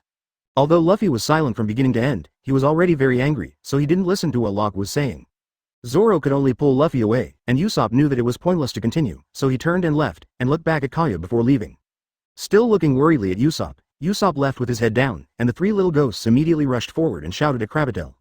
You be ********* D Butler. The captain is not that kind of man. That's right, B ******* D. A** hole. Suddenly Luffy also shouted. A** hole. After everyone left, Nami found that Luffy was gone, and Zoro knew that he was going to chase Usopp, so he didn't worry. Suddenly, one of the three little ghosts ran over in a panic and shouted, it's bad. There's a strange person walking backwards coming this way. Locke looked at the way the kid came, and he saw such a person, wearing a blue suit and a polite head. He kept walking backwards, and when he came to Locke and the others, this guy said that he was a hypnosis master who happened to pass by here, and then he performed his ability at the request of the 3 little ghosts. Listen, keep an eye on this circle, and when I say 1, 2 likes you'll be falling asleep, ready to go. The 3 little ghosts all stared at the ring intently and said, 1, 2 likes. Except for the 3 little ghosts, he and himself fell asleep together. Zoro looked shocked. What's going on with this guy? Advertisement on the other side, Luffy, who was trying to persuade Usopp, suddenly saw the big housekeeper at Kaya's house before, and then saw the hypnosis master Locke and the others met before. Through the dialogue between the two, Luffy and Usopp learned that the real identity of the butler is the captain of the Black Cat Pirates, Crow, and the hypnosis division is the deputy captain, Zango. It took Crow 3 years to gain the trust of the people around him step by step. What he was waiting for was this day. The ship of the Black Cat Pirates had been docked here for a week. As soon as Crow gives the order, the pirate group will invade on a large scale, and finally let Zango hypnosis Kaya write the will and hand over all the property to Crow. This was their plan. In Luffy's single-cell head, Ben couldn't understand this, so he stood up and shouted to the two of them, "Don't hurt Missy." Usopp hurriedly pulled him back, but Luffy didn't care at all. As a result, he was praised as hypnosis, because Crow knew that no one would believe Usopp's words. So he let him go, and the panicked Usopp hurried back to inform everyone, but after telling everyone, no one believed him. In the end, Usopp, who was hated by everyone, chose to bear everything alone. At night, he followed Luffy and his party to the beach. With tears in his eyes, Usopp said firmly, "Hey, even if my hand is wounded by them with a gun, even if they chase me with a broom, this is my village, I like this village the most, and I will definitely protect everyone." Zoro. HMPH, you are such a bad guy, you actually let your subordinates go into battle alone. Nami. Beforehand, the treasures of the pirates belong to me. Luffy. Okay, we're here to help, Locke. Just stop those guys from entering the village anyway. Usopp looked at everyone in front of him in shock and said, Are you willing to fight with me? Why? Luffy said bluntly, because there are more enemies, isn't it? Zoro looked at Usopp's face and smiled, you have fear written on your face. Chapter 12, Village Defense Battle. Listen well, they will attack from this coast at dawn, but the only way to enter the village from here is this slope. The rest of the place is a cliff, it is impossible to enter easily, that is to say, we only need to just hold on to this slope. Luffy. Yes, it's very simple. Usopp. Of course it's easy to say, the next step is combat power, what will you all do? Zoro. Cut. Luffy. Stretch. Nami. Steal, Locke. Thump. Usopp also said with a serious face, I'm hiding. You fight for me too. After a night of setting up, Usopp sprinkled oil on the slope, and some traps, and everything was ready. As a result, everyone waited until daytime, and Locke fell asleep directly, because he knew they would not come from here. It's just that he didn't say it in advance, it felt like the time was almost up. Locke got up and came to the crowd. Zoro couldn't help but complain. Locke, can you sleep at a time like this? As expected of you. Locke didn't respond and Zoro said to Nami with a puzzled look on his face, Hey, Nami, I don't remember our ship stopping here. Nami thought for a while and nodded, they didn't realize the seriousness of the problem. Locke continued. I remember the same landslide as here where we parked. What? In an instant, everyone looked at Usopp, because he said before that the only way to enter the village is here, and Usopp just remembered and explained immediately. Because that's where they meet, so I think they'll attack from here too. Advertisement Locke shook his head helplessly, turned and walked north and said, It's too naive, their ship has been parked here for a week, and it is possible to attack from anywhere. Zoro also felt that what Locke said made sense, so the two directly planned to rush to the north, but Nami suddenly remembered the treasure on the ship. Immediately excited to go there, he slipped his feet and guessed the oil they had prepared before, and grabbed Zoro's scabbard when he fell. He slid down with Zoro, and then took the opportunity to step on Zoro to land again, and rushed to the place where the treasure was, but Zoro slid down pitifully. Luffy and Usopp decided to wait here until dawn, and if no one showed up, they would rush over immediately. Behind Locke who was walking slowly on the road, Nami who was running wildly appeared suddenly. Nami pushed Locke directly and started to run wildly. Locke said with a helpless face, Nami, don't be so anxious, it's not dawn yet, there is enough time to go there. Nami kept yelling, Big idiot, if the treasure is seen by them, all my treasure will be taken away, go away. At the end of the day, Yu Liang, Zoro had already come up before, but he was waiting here with Usopp Luffy, and no one showed up even though the sky was already cold. The three of them immediately started to move and rushed to the other side. If the three people's routes were viewed from the perspective of God, they would be off the charts. Luffy and Usopp were running in the same direction. Zoro ran straight to the side, neither of them noticed. Luffy was fast, but his direction also started to shift. Soon Usopp was the only one left on the right track, and finally reached the northern slope just before dawn. Sure enough, he saw a group of Black Cat pirates, just about to land. Although Usopp was scared, he still mustered up the courage to start bragging. As a result, he glanced around and he was the first one to arrive. It is true that the whole Straw Hat group is now lost, and Usopp's legs are shaking in fear of facing so many pirates alone. As Zango ordered the pirates to start rushing up the slope, although Usopp tried his best to stop them, he was severely injured and could not stop them at all. He could only watch the pirates rush from him to the village. Usopp shouted in despair, suddenly. Octopole collapse 8 overlap. What? A group of pirates who had just rushed up all flew back again, fell in front of Zango, and fell down recklessly. Advertisement. When Usopp saw that Locke and Nami were coming, Nami gasped and shouted, "You guys! Don't touch my treasure!" Locke shouted angrily, "There is definitely something wrong with this village. I've been walking north." When Nami heard Locke's words, he punched him directly on the head, and a big lump swelled up in an instant. "You still have the nerve to call it an idiot. You took so long for the 3-minute route. I shouldn't have listened to you." At this time, apart from Locke, Luffy and Zoro finally rushed over, and both of them shouted out of breath. Zoro. "Hey, Nami, you be asterisk asterisk asterisk asterisk asterisk D. You're using me as a pedal." Luffy. "Hey, Usopp, you be asterisk asterisk asterisk asterisk asterisk D. You have to make it clear that it's north." Nami looked at them speechlessly and said, "Why do you guys go wrong on such a simple road?" Zoro seemed to have heard something, looked at Locke in surprise and said, "Locke, did you just arrive?" Locke hastily shifted his gaze away, preventing the two from looking at each other, pretending to be calm and saying, "How is that possible? I've already arrived, haha, haha."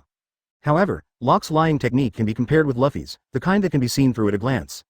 Seeing how many people were still laughing and chatting, Zhang Gao looked at the fallen pirate in front of him and shouted, "Hey you guys, if you don't get defeated by this brat, you will be completely dead. Stand up for me." The crowd who were hit by Locke before stood up one by one with difficulty. Only the two who rushed to the front and ate Locke's frontal fists were no longer able to die. The rest of the people are all around Zango, who holds up his hoop and said, "Everyone is watching. When I say 1, 2 Zango, you will become stronger, and forget about the injury. More and more stronger, stronger, stronger, 1, 2 likes." Nami said with a look of disdain, "How can it be possible to use the hypnosis method to make those people stronger?" But the slap in the face came in the next second, and all the people who were praised for hypnosis all went berserk, with only the whites of their eyes left. Anyone who punches the side rock directly, this kind of power can already be compared with Locke's Bahibang. Zoro also exclaimed, "This power? These people are actually strengthened by hypnosis. Hey, you all have to step back, this place is handed over to the 3 of us." Chapter 13. Defeating the Black Cat Pirates. Usopp and Nami stepped back together, and Locke followed them, and everyone except Luffy looked at him in bewilderment. Locke scratched his face in embarrassment and said, "I'll be shy if you look at me like that." Zoro. "Idiot, are you? Why are you backing away too?" As soon as Zoro finished speaking, he suddenly felt something was wrong with Luffy beside him, so he called him twice. "Hello, Luffy?" As a result, in the next second, Luffy also turned into the appearance of those pirates and ran away. Zoro shouted in surprise, "Why are you hypnosis too?" That's why Locke retreated. The violent Luffy couldn't deal with them easily, only Luffy rushed towards the violent pirates alone. The rubber slaps on the road were already in place, and all the pirates were blown out in an instant, and then Luffy rushed all the way to Zango. Zangao was so frightened that he quickly put on a defensive posture, but Luffy ignored Zangao and rushed all the way to their pirate ship. Then, with brute force, Luffy directly removed the bow of the Black Cat Pirates from the Black Cat Pirates, and it seemed that this posture was intended to hit them with this. Zangao quickly made a move and used hypnosis on Luffy again. 1, 2 Zangao. Ha, boom. Luffy fell asleep for a second, and the huge bow in his hand also fell down, crushing a group of people. Seeing this, Usopp hurriedly shouted, "Hey, Luffy is still under the pressure." Zoro replied calmly, "Don't worry, he won't die, you should worry about your own injuries." Zhang Gao looked at the scene in front of him and said anxiously, "Damn brat, you are really messing around, and all the plans have been disrupted. If Captain Crow sees this scene, even we will be killed." Suddenly there was a sound from their boat. "How is this going?" Zhang Gao immediately smiled and said, "We still have a trump card, come down quickly, brother Catman." Call out. 2 people with very different sizes jumped out of the boat, a thin man with green hair. "Did you call us, Captain Zhang Gao?" There was also a fat man with a naive face. "Did you call us?" Then the two began to pose paasi. "Sam and Butch, advertisement, 2 people add up to be the Cat brothers, join us." Zango looked at the two and said, "Sam, Butch, we have to pass that slope anyway, but you also saw obstacles in front of you, kill them." Unexpectedly, after seeing Zoro and Locke, the two immediately showed fear and said, "Sam. How is that possible, for us, right, Butch?" Butch. "Yeah, they look good, Sam. Besides, we're just watching the boat." Butch. Yes, even if we are asked to go, this kind of battlefield is." Locke couldn't stand it anymore, twisted his neck and pointed at them, and said, "Hey, you two, if you play fools in front of us, you will really become fools." Locke directly exposed the 2 people's pretending to be stupid, and the Cat brothers changed their faces instantly. Locke knew that in the original plot, these 2 guys were pretending to be stupid like this, and then stole 2 of Zoro's knives while he was not paying attention. It led to Zoro's fight becoming extremely difficult and seriously injured, but now that scene will not happen again. "Brother Catman. Damn it. You actually saw through our disguise. Then kill him first, Butch." "Okay, Sam." Yuluo and the 2 suddenly rushed towards Locke. Locke looked at them calmly and slowly raised a hand and said, "Zoro, the thin green-haired man will be handed over to you." Zoro picked up 3 knives and prepared to fight, and responded, "Well, let's see which one of us will solve it first." Locke smiled and said, then you have already lost. Finger pistol. Change to a long shot. Call out.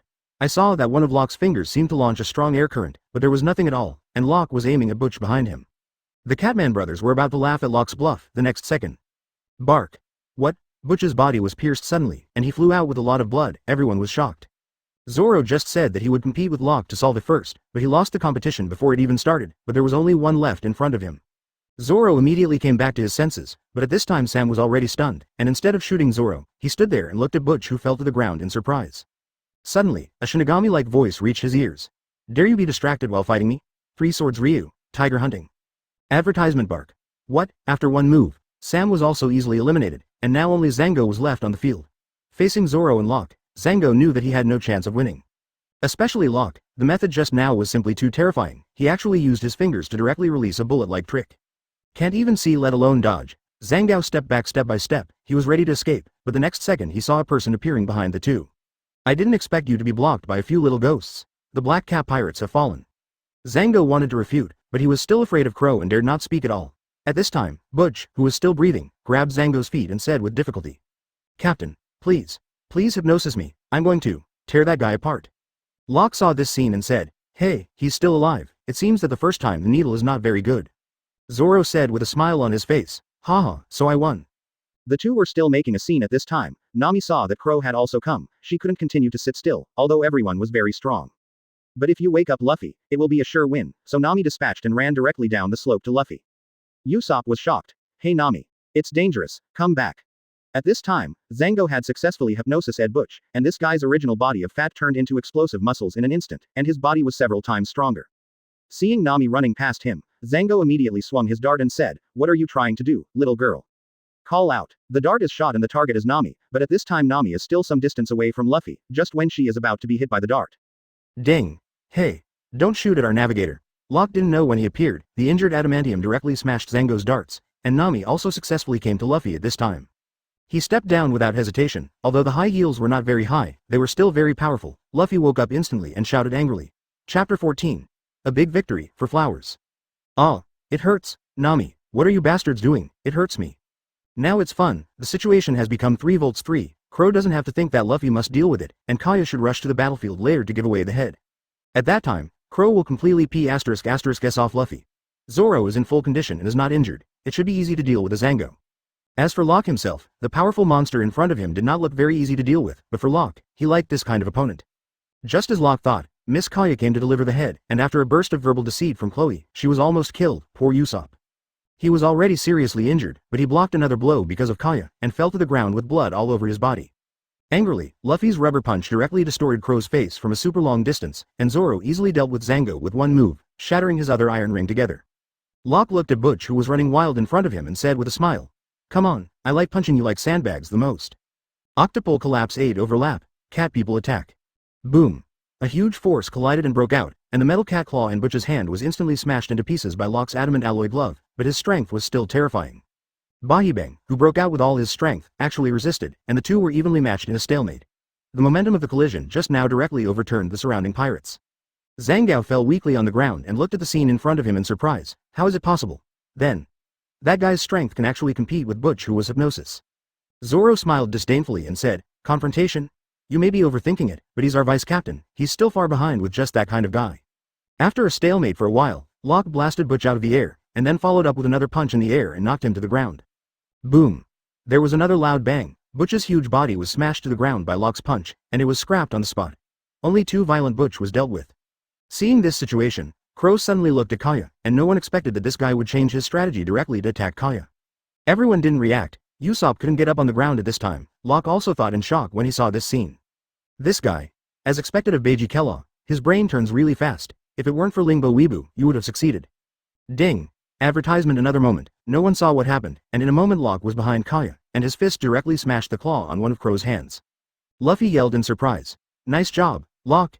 You are so insidious. I'm going to blow you away. Butler, rubber, seal. There was a strange step under Crow's feet, and he disappeared directly in place. Locke knew that this thing was called a silent step, which can be said to be the basic version of the 6-style shaving. And Locke's Lingbo Weebu can barely be regarded as a weakened version of shave. Although it can't achieve the instant disappearing speed of shave, its advantage is that it allows Locke to attack enemies during use without slowing down his own speed.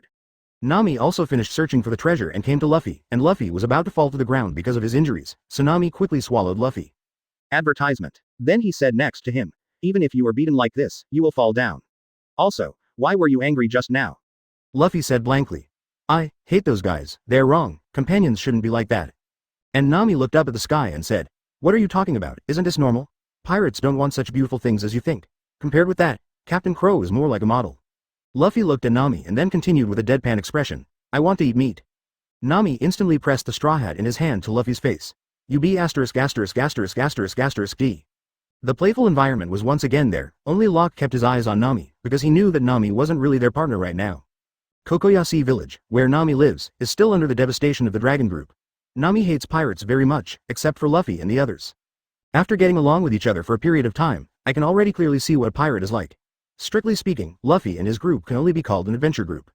But Locke doesn't need to worry about these, just let it be. The only thing he can do now in this big family is to try not to hurt their friends. Sign in. Congratulations on the successful sign in. The rewards have been issued. The next sign in location. The legendary Treasure Island. Reward, Wave Fist. Panel. Name.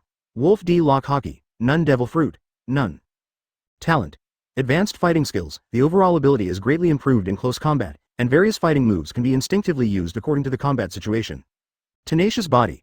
The body will be immune to the damage in a short period of time, and will feel double the pain if it has not recovered after a period of time. Tricks. Bahibang. Perfect. Lingbo Weebu. Perfect. Deliberate Punch. Perfect. Finger Pistol Chong. Perfect. Breathing Technique. Perfect. Equipment. Edmund Alloy Gloves. Gloves made of extraterrestrial meteorite mixed with carbon alloy to form the hardest metal known to be indestructible. Number of check-ins. 8 Chapter 15. New partner, new journey. Zoro. I've eaten my meal, it's time to go. Luffy. Exactly. At this time, Luffy and his group were eating at the restaurant, when Miss Kaya suddenly opened the door and walked in. So you were here. Nami cared. Are you okay if you don't lie down and rest? Kaya smiled and explained. My illnesses this year are all caused by the loss of my parents. I have been encouraged by Usopp for so long. I can't continue to be weak, and I have caused you a lot of trouble. Thank you all very much. I have prepared a gift for you. It is a little bit of my heart. Please accept it. Kaya brought everyone to the shore, and the scene in front of them was shocking. Wow, light sailboat. I really don't poke. Another housekeeper of Kaya, Mei Li, explained with a smile. Although the style of this ship is a bit old, it is perfect in every way. It was designed by me, and it is called Going Merry. Now I will tell you how to use it. First. Nami stepped back and Luffy said, wait, just tell me, I'm a navigator. Nami knew that even if he told Luffy everything, he wouldn't understand, and he was afraid that if he really understood, if he messed around on the ship would be finished. Luffy could only come to the side of the boat to admire and admire. It's a great boat, especially the bow is so cool. Kaya on the side smiled and said, all the things that may be used in the voyage have been installed. Luffy smirked and thanked. Thank you, misfortunes never come singly. Zoro said helplessly, it's considerate, idiot. Suddenly, Usopp rolled down the slope into a ball with a huge luggage on his back. Luffy looked at him suspiciously and asked, what is he doing? Zoro. Who knows, anyway, help him stop first, otherwise he will hit the boat if this continues. Locke stepped forward with a smile and said, I'll do it. Watching Usopp roll over, Locke saw the moment and held out a hand. Snapped. The huge palm prints were accurately printed on Usopp's face. Usopp stopped, and Locke said with a smile, you're welcome. Then came the farewell between Usopp and Ms. Kaya. This guy still wants to go to sea alone. Although Usopp officially became a partner after the melee incident, everyone has recognized him now. Advertisement Usopp. You should also take care. Hope to have the opportunity to see you again. Luffy. Why, Usopp? Why, you guys are really cold. From now on, I will be a pirate like you, so I may meet you at sea. Zoro said impatiently. What are you talking about? Hurry up and get on the boat. Luffy said with a blank face. Aren't we already partners? Locke said with a smile. If you don't come up again, you will have no chance. Usopp was speechless for a while, and then excitedly shouted, let me be the captain. Luffy immediately shouted, don't be stupid, I'm the captain. Usopp. Then I'm the mate. Locke. Huh? Are you looking for a fight? In this way, everyone's adventure in Sibro village was completely over, and new partners were joined to start a new adventure. At this time, the melee boarded. Cheers to the new ship and new companions. Oh. A group of people are celebrating happily. This moment is also the most relaxing moment. Everyone is coming soon from the bottom of their hearts. Suddenly Usopp remembered something and came to Locke and asked. Locke, when I saw you beat the Catman brother, you just pointed your fingers at him and directly pierced the fat man's body. How did you do it? Luffy said with a shocked face. Really? Why don't I know? Zoro patted Luffy on the head and said, you idiot, you were put to sleep by hypnosis. Nami. That's right, I really don't know how your head grows. If I didn't wake you up, you would sleep until the end of the battle. Luffy scratched his head. These things don't matter. Locke, show me the trick, Usopp said. Locke smiled and looked around and just saw the shadow of a big fish under their boat and said with a smile. Okay, watch it, finger pistol. Change to a long shot. Call out. Thump. Advertisement. A strong shock was fired from Locke's fingertips, piercing a large fish next to the boat in an instant. The large fish was pierced through its entire body, but the reflex still made it jump. Locke immediately shouted. Luffy, grab it, eat it tonight. Luffy immediately shouted happily. Great. The rubber arm stretched out and caught the fish that was jumping in the air. Everyone surrounded it, and everyone was shocked when they saw it. In the center of the big fish's body, a hole appeared, which was as powerful as a bullet, and it was completely invisible. Zoro looked at it silently for a while and said, as expected of you, Locke, people who don't know about such a method will definitely suffer a lot. Nami and Usopp didn't know what to say anymore. Luffy only had food in his eyes. Locke also said with a smile. It's just a small trick, I still prefer to use fists than this, haha. En route the next day. It is done. Everyone on the boat was doing their own thing. Luffy suddenly yelled, which attracted everyone's attention. Luffy. Look, it's the pirate flag. After Usopp joined, we already have 5 partners, so we must have our own logo. Zoro looked at the pirate flag in Luffy's hand in disbelief and said, so, is that our logo? Locke just turned his head and took a look, and he spit out all the wine he just drank. This is not the pirate flag, it looks like that skeleton. Those who didn't know it thought it was a distorted monster. The whole thing was twisted and twisted, which looked very weird, but one could vaguely see what it wanted to express. Zoro. The pirate flag is a symbol of death, a symbol of terror. Nami. I can really feel the horror for your talent. Locke. Although I can vaguely see what it wants to express, it's still very reluctant. At this time Usopp said with a proud face. This kind of thing should be told to me first. If you forget me, a talented painter, it will be very troublesome. After that, Usopp first drew a pirate flag that looked like himself, and after receiving 2 punches from Luffy, he redrawn the appearance of a straw hat skull. In the end, everyone expressed their satisfaction, and asked Usopp to draw one on the sail, so that their straw hat pirates finally took shape. Chapter 16. The uncle stuck in the treasure chest. Locke, who likes to sit on the sails, yawned, and saw super exaggerated dark clouds spreading from a distance. That look is almost artificial. Locke shouted to Nami, who was looking at the chart. Hey, Nami, there seems to be something wrong ahead. At this time, everyone also noticed that there was a big dark cloud in front of them. Nami picked up the binoculars without any panic and said in surprise. That's the one, it's the one that can't go wrong. Luffy immediately leaned over and asked, did you see anything interesting? Nami turned to everyone with a smile on her face and said, that's the legendary treasure island. Usopp thought for a while and said, I seem to have heard of the legendary treasure island. Nami. That's right, it's a well-known island in the pirate circle, and it's accompanied by various legends that those who approach that island will offend the gods.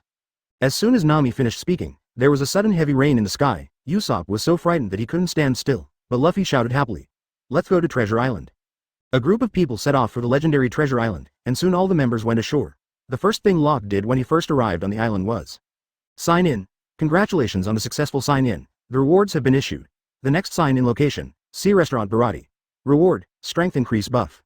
The moment he successfully signed in, a brand new trick appeared in Locke's mind, and he must find an opportunity to try it. Wave Fist, it reminds me of the time I used to play arcade games. This is a trick that brings back my memories. It will definitely not let me down. Nami. It is said that there is an amazing treasure sleeping somewhere on this island. So far, many pirates have boarded here, but they all escaped early because of excessive fear. Luffy asked suspiciously. Excessive fear? Nami. For example, a pirate suddenly found himself with the face of a wild boar in the middle of the night, and some beards grew longer and longer and eventually strangled himself to death. Usopp was completely petrified and tremblingly hid behind Locke and said, cheat, a lie.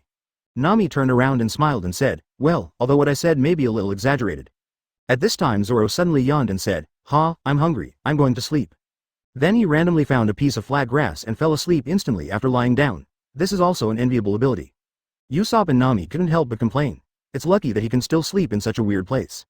Advertisement, indeed, I really don't know how his nerves grow. At this time, a piglet with a lion's mane appeared in front of Locke. After looking at each other for a while, Locke stepped forward to pick it up and said, "This is it?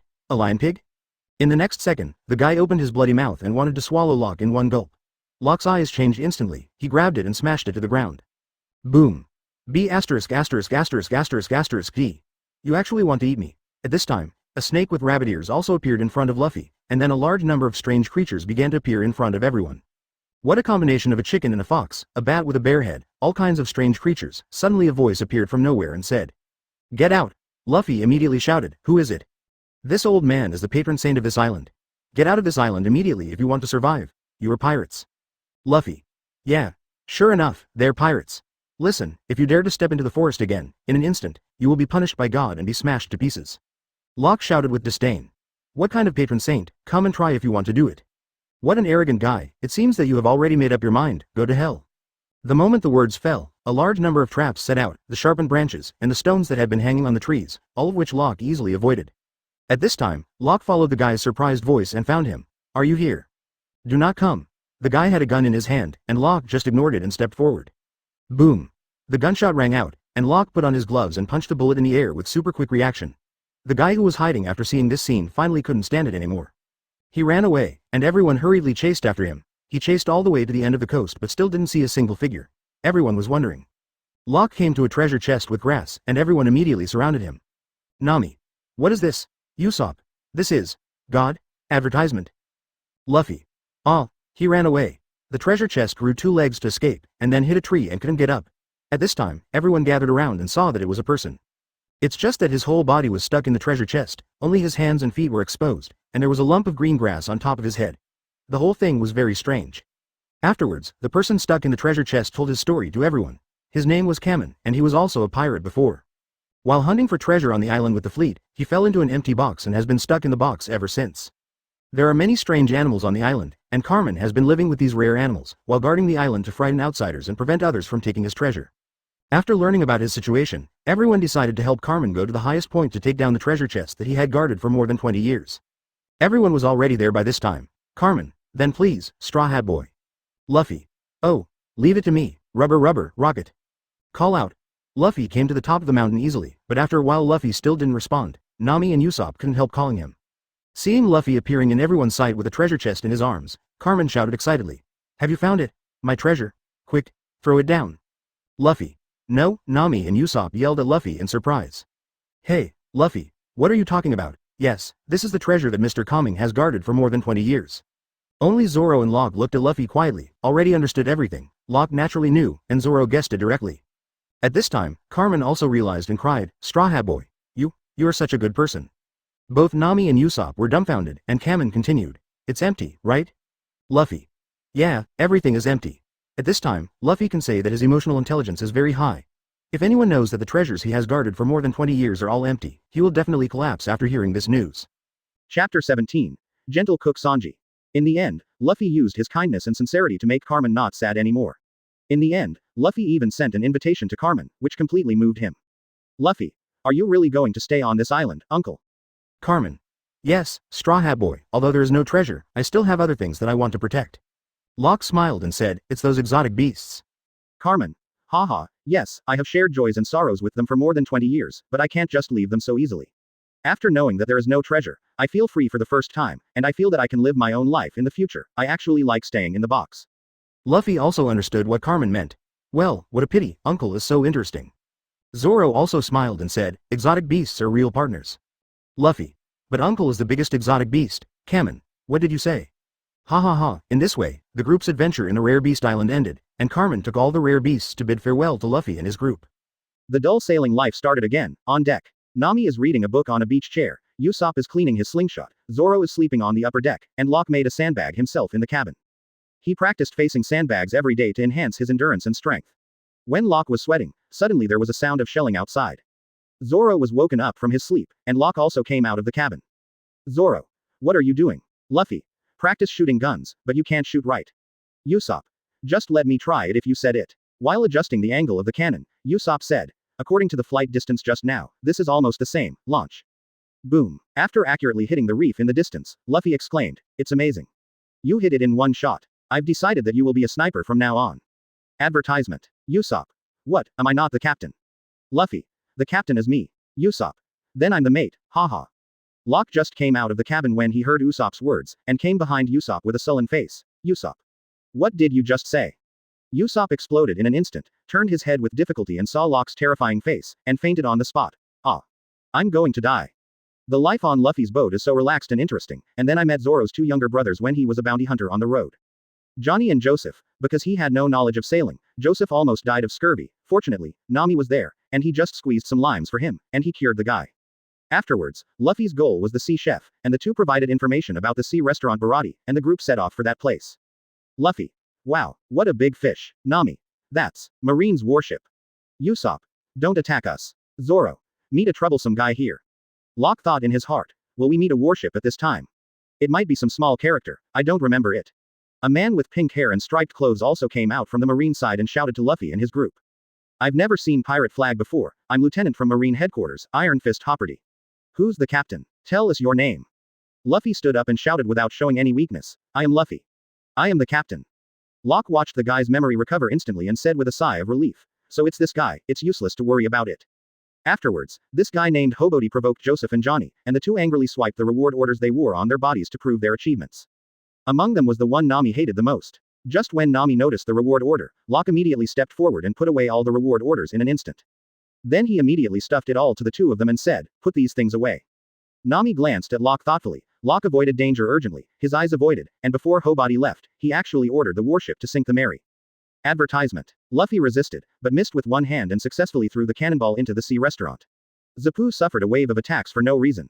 Luffy was directly caught by the people in the restaurant. Seeing Zapu's feat, Luffy was shocked and began to apologize crazily. In a short period of time, Luffy had already collapsed twice. Johnny and Joseph were right under the rocks when the cannons were fired at the rocks, and this time they hurt people again by throwing the shells in. The people waited on the boat for a long time but did not see Luffy coming back, so they had no choice but to take a boat to this restaurant to have a look. As soon as they opened the door, they saw a good picture. The previous arrogant lieutenant was already injured all over his body and was picked up by Sanji in his hands. It seemed that he had been taught a good lesson. While Luffy was still arguing with Mr. Jep, Locke took everyone to find a table and sit down to watch the show, when suddenly a marine soldier shouted at the door in a panic. "Hoppy Lieutenant, it's bad. We let the pirate Krieg's men escape. In order to track down Krieg and his gang, we sent 7 people to catch them with difficulty." Hobody also panicked and shouted at this time, "How is that possible? When he was caught 3 days ago, he was already starving to death, and he hasn't been given anything since then." Boom. The gunshot rang out, and the poor marine soldier was shot and taken away by the person behind him, and then the man walked in and sat down in a random place and said, "Anything is fine, serve the food quickly, this is a restaurant, right?" Locke recognized this guy's identity from the dark circles under his eyes. Jin, the captain of the Krieg pirates, is much stronger than Krieg in real strength. But now he has no fighting power, because he is about to starve to death, and plans to threaten the chef with a gun to cook for him, but he obviously underestimated the chef here. Soon Jin was beaten and thrown out. At this time, Sanji left silently. After a while, Sanji came out with a plate of fried rice for Jin. "Sanji. Let's eat." Jin. "Stop rambling. Go away. No matter how downcast I am, I won't eat what you get, take it away." Sanji. "Stop talking nonsense, eat quickly, for me, anyone who is hungry is a guest." Jin. "Sorry, I'm not a guest." Sanji. "Da is really a vast and cruel place. On the vast sea, how terrible and painful it would be if there is no food and water. I understand the feeling of being hungry better than anyone. If you want to do it for your self-esteem, it doesn't matter if you die, but if you eat it, you can see a new tomorrow." Chapter 18. East Blue's Strongest Krieg. Under Sanji's gentle persuasion, Jin ate with his head hidden while crying, except for Luffy who was watching the show above. Locke has also been watching from the side. Luffy smiled and said, "I found a good cook. Hey, cook, you join us." Don't expect Sanji to be greeted with blank eyes, Luffy still said to himself, "Be the chef on my pirate ship." After that Luffy chatted with Sanji. "Sanji, are you a pirate?" Luffy nodded. Sanji continued to ask, "Then why are you attacking this shop with shells?" Luffy. "That was an accident, a shell of self-defense." Sanji. "What's that? Anyway, you'd better not think about this restaurant. The owner here is a famous pirate chef. To that old man, this restaurant is like a treasure." Afterwards, Sanji also told about some other situations in this shop, because there are some bloody pirates passing through here. With combat experience, they can gain business here and increase their popularity. Some customers will come to this store specifically to watch pirates and chefs fight. So all the previous waiters were scared away, which is why Luffy worked here for a year. In the next few days, Luffy really stayed in the sea restaurant to do odd jobs, while Locke and his party stayed on the boat board. Usopp. We've been here for almost 4 days, when will we be able to leave? Zoro. I don't know. Usopp. That guy, Luffy, isn't really going to work here for a year, is he? On the contrary, Nami said he was very happy. Does it matter? Meals are free, and living is very comfortable. Advertisement. Zoro. That's just for you. Locke looked at Luffy, who was holding a big bag of garbage, and shouted helplessly, "Hey! Luffy, how long are you going to hang around?" Luffy was also full of displeasure. "I'm sorry, I'll talk to that old man again." Suddenly Luffy seemed to notice something big coming from the distant sea, and as it got closer and closer, the restaurant was already in chaos. Because they saw the logo of the pirate flag, the person represented by that logo is called Krieg, the overlord of East Blue. It turned out to be a huge contrast when Krieg showed up, because the guy looked really weak, as if he was dying. Jin helped him, and the two began to pray for some food, but how could the chef here give them food? They were all ready to contact Marine. But at this time, Sanji came out from the back kitchen with the meal and put it in front of Krieg. Everyone knew not to believe Krieg's words. Locke, who knows the plot, knows better what will happen after Krieg eats it, but Sanji is such a person, this is his principle. When someone eats, he will do it, and he will not see anyone hungry, even if it is an enemy. After Krieg was full, his eyes changed in an instant, and Locke saw the timing and came to Sanji with limping steps. Boom. The two fists clashed, and the audience was silent. Jin shouted at Krieg angrily, "This is not the same as what was agreed. Chief Krieg, the condition for me to bring you here is that you are not allowed to shoot at this store, and that man is our savior." But Krieg just glanced at Jin coldly, lifted him up with one hand, directly pinched one of his arms and said arrogantly, "It's so delicious, it's like being born again." Sanji was still on the spot, he already felt that he would be attacked just now, but Locke appeared in front of him in an instant. Advertisement. Krieg looked around and said with a smile, "This restaurant is really good, this ship belongs to me, after you finish your work, all of you can get out of here." "Chef. What do you mean by that?" "Krieg. Now there are about 100 people on my boat. They are all seriously injured or starving to death. Go and prepare food and water for 100 people. Chef. We know that these people will attack us after recovery, so we won't do it." "Krieg. Don't get me wrong, I'm not ordering food, this is an order. No one can disobey my order."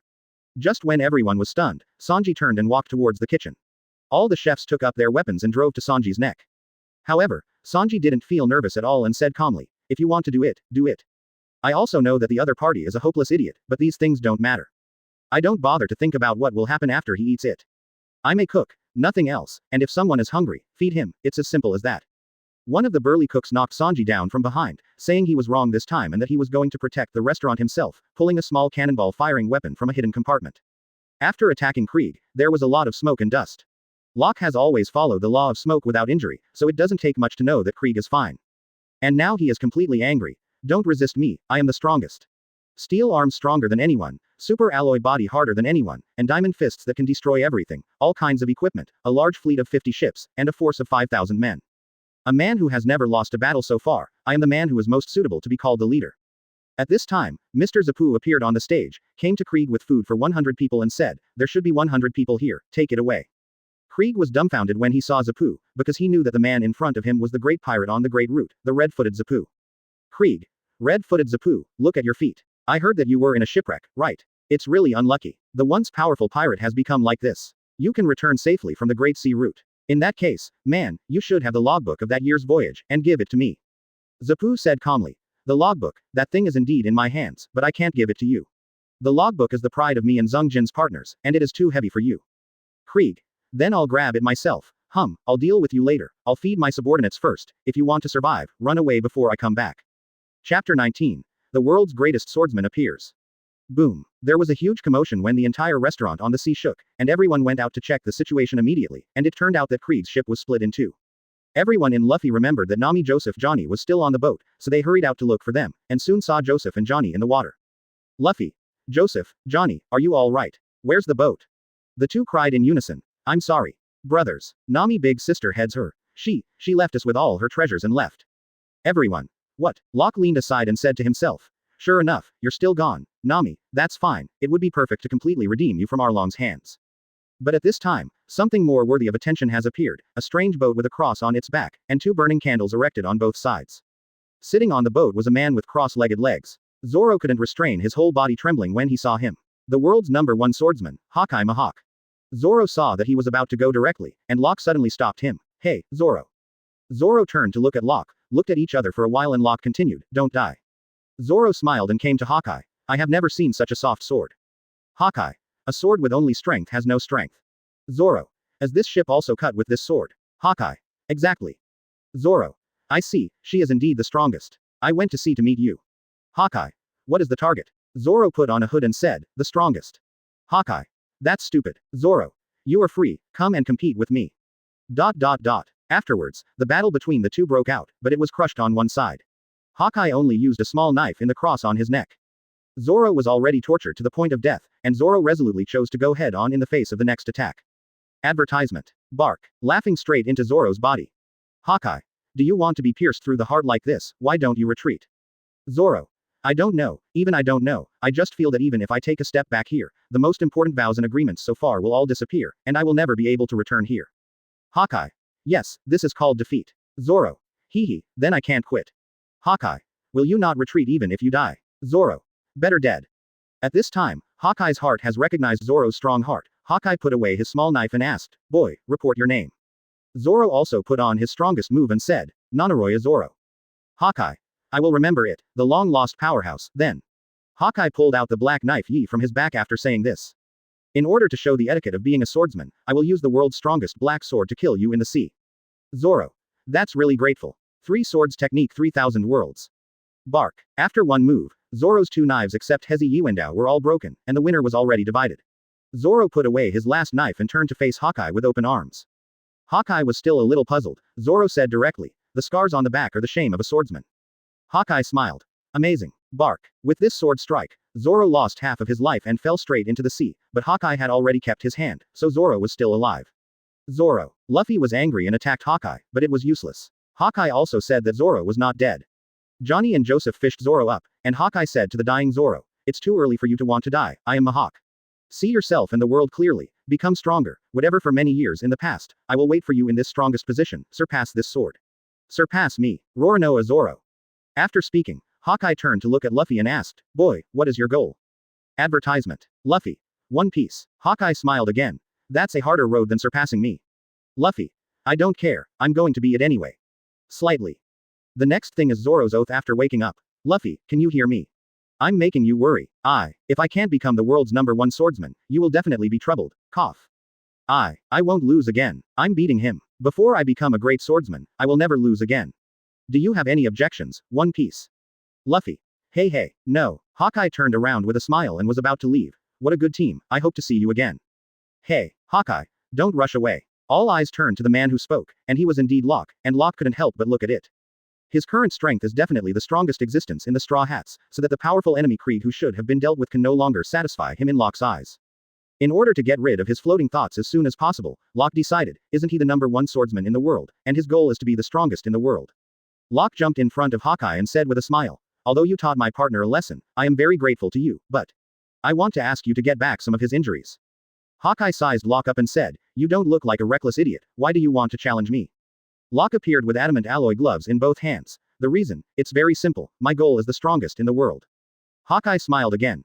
What a good team, everyone has strong ambitions, well, brave young man, let me see your strength. Luffy was a little dazed at this time, but he still listened to what Locke said and didn't mess around. When he came to Zoro, Zoro suddenly spoke. Joseph, Johnny, help me up, I want to see the difference between me and Locke. Brother. Usopp looked at the scene in front of him in surprise and shouted to Luffy, hey. Luffy, why is Locke going to challenge him again? He's not a swordsman, is he? Luffy looked at Locke silently for a while and said, yeah, but that guy's goal is the strongest in the world. Sign in. Congratulations on the successful sign in, the rewards have been issued. The next sign in location. See Restaurant Barati. Requirement after defeating Creed, reward. Golden Bell Shade. Chapter 20. For the strongest, thanks for the support. This is the most powerful enemy Locke has faced since he came to this world. Because of the sign-in system along the way, the enemies he encountered were not Locke's opponents at all. So far, he hasn't lost, but Locke knows that doesn't mean he's invincible. He still has a long way to go. If this continues, Locke will lose motivation and purpose, he may become lazy and decadent, and finally become a waste of ego. Locke mentally opened the panel with a long breath. Name. Wolf D. Locke. Haki. None. Devil Fruit. None. Talent. Advanced fighting skills. The overall ability is greatly improved in close combat, and various fighting moves can be instinctively used according to the combat situation. Tenacious body. The body will be immune to the damage in a short period of time, and will feel double the pain if it has not recovered after a period of time. Tricks. Bajabang perfect, Lingbo Weebu perfect, deliberate punch perfect, finger pistol chain perfect, breathing technique perfect, wave fist perfect. Buff. Strength increase not enabled. Equipment. Edmund alloy gloves, gloves made of extraterrestrial meteorite mixed with carbon alloy to form the hardest metal known to be indestructible. Number of check-ins. 10. Locke was not angry when he saw that Hawkeye didn't even draw his sword. The main reason was that Hawkeye didn't understand his strength. Locke used Lingbo microsteps to get close to Hawkeye in an instant. The speed made Hawkeye stunned for a moment, but it was not unresponsive. But he didn't expect Locke to have such a means. Locke seized the opportunity and punched out. 8 poles collapsing, 8 overlapping. Ha ha. Ding. Hawkeye also pulled out the black knife Yi from behind with incredible speed, and resisted Locke's attack. The combined power of the 8 stacks caused the sea behind Hawkeye to explode directly. The two of them stared at Locke with a stalemate and said with a smile, "Strong power, fast speed, boy, it seems that your goal is not just a joke." Locke punched again and shouted, "Of course. The power increase is on. Octopus collapse, octopus superposition. Look at the move." Advertisement. Ding. Boom. Hawkeye fended off again with Black Saber Yuru, but this time he backed away, knocked back by the power of Locke. At this time, the sea surface behind him seemed to be about to have a tsunami, and it had already begun to roll. Hawkeye's smile became thicker, and he began to attack actively. After shaking Locke away, the blade in his hand quickly attacked Locke. At this time, Locke's concentration was 100%, and he could even feel his own heartbeat clearly. Ding, ding, ding. Every attack of Hawkeye was precisely blocked by Locke's fists. For a while, the two actually collided, and the audience was shocked. Who is that kid with gloves on? It's terrible, it can be beaten like that by that eagle eye. I can't imagine. When did such a strong man appear in East Blue? Although it was a fierce confrontation in the eyes of everyone, Locke actually gritted his teeth and persisted in the battle, because every time he resisted Hawkeye's attack, he was already doing his best. The adamantium gloves are indeed strong and will not be cut by Hawkeye's black knife, but Locke's hands are not made of alloy. The powerful impact caused his hand to suffer severe pain every time he resisted, and just resisting his attack Locke was already the limit. There was no chance to attack Hawkeye at all. After another block, one of Locke's fists disappeared. Everyone thought that Locke couldn't resist. Even Hawkeye thought so, and said with a strong smile, "It's over, kid." Locke suddenly smiled and said, "It's over now, it's too early." Then Locke bounced himself into the air with Hawkeye's attack and suddenly extended his gloved hand to Hawkeye in a pistol pose. Finger pistol chain shock. Call out. The invisible finger pistol attack went straight to Hawkeye, and most people would definitely be pierced through directly, but a powerhouse at Hawkeye's level is all self-informed. Hawkeye frowned and blocked Locke's attack with the black knife, but the powerful impact caused Hawkeye's blade to vibrate slightly. Advertisement. And Locke took the opportunity to distance himself from Hawkeye by putting his hands up and down in front of him, and a blue light spot appeared in the center of his hands. Wave fist. A blue Qigong-like missile was quickly launched from Locke's hand, Hawkeye said with a smile. Interesting. Then with a wave of his hand, a huge sword chi appeared. The sword chi and wave fist had just clashed, and Locke's wave fist was split into two within a short period of stalemate. Locke also expected this result, but at this moment he accidentally relaxed, and Hawkeye suddenly appeared behind him.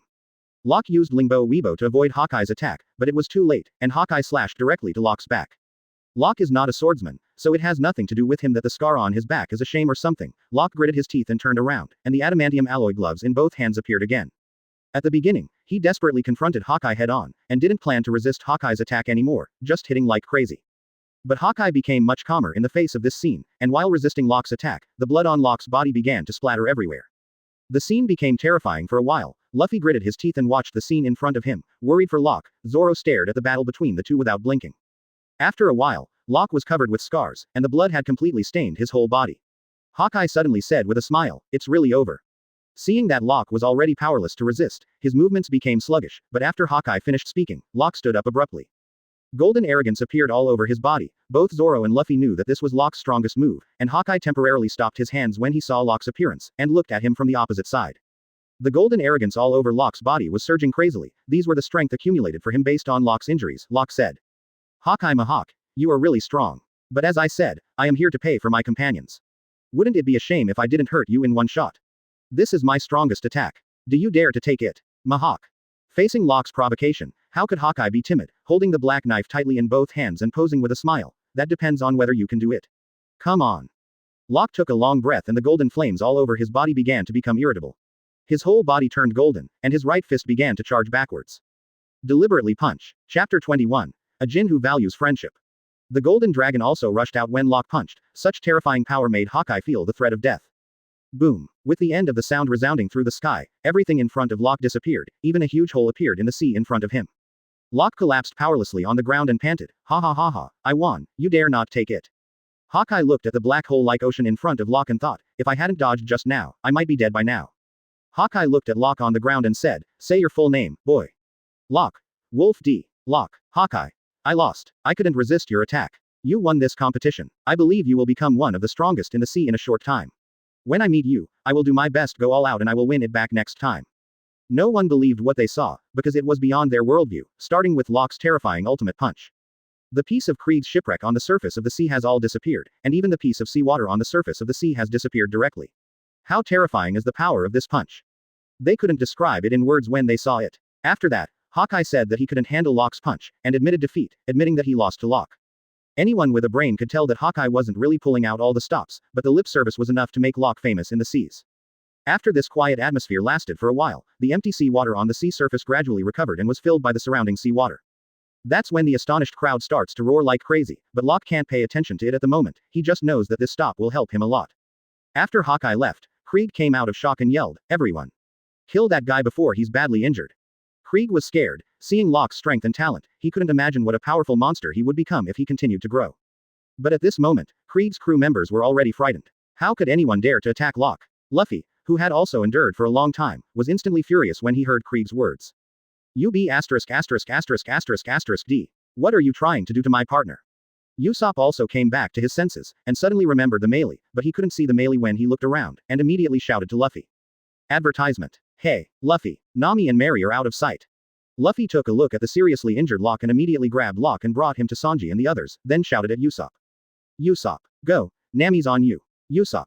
I understand. We will definitely bring Nami back. You have to work hard to get that chef to join us. When we have gathered 6 people, let's set off on the great route. Krieg. Little ones, don't be intimidated. The real battle begins now. That monster is gone. Take that ship and kill them. Luffy. Uncle, if I drive them away, then I won't have to do chores. Zap. As you please. Locke took a long breath to stabilize his breathing and sat up with the horrific injuries on his body, and Sanji beside him was startled.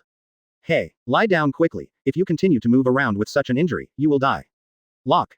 It's okay. A little, just a little bit of breath control. Sanji was about to say something, but saw a green light spot on Locke's body, and then a surprising scene appeared. The blood from the wound on Locke's body has gradually stopped, and the wound is also slowly healing. Sanji thought at this moment that he had nothing to say. This guy is really a monster. At this moment, Locke is using the breathing technique to recover from his injuries. The breathing technique is not as pervert as Locke thought, and the speed of recovery can only be said to be average. But there is only one disadvantage. The advantage is that no matter what kind of injury it is, it can recover slowly.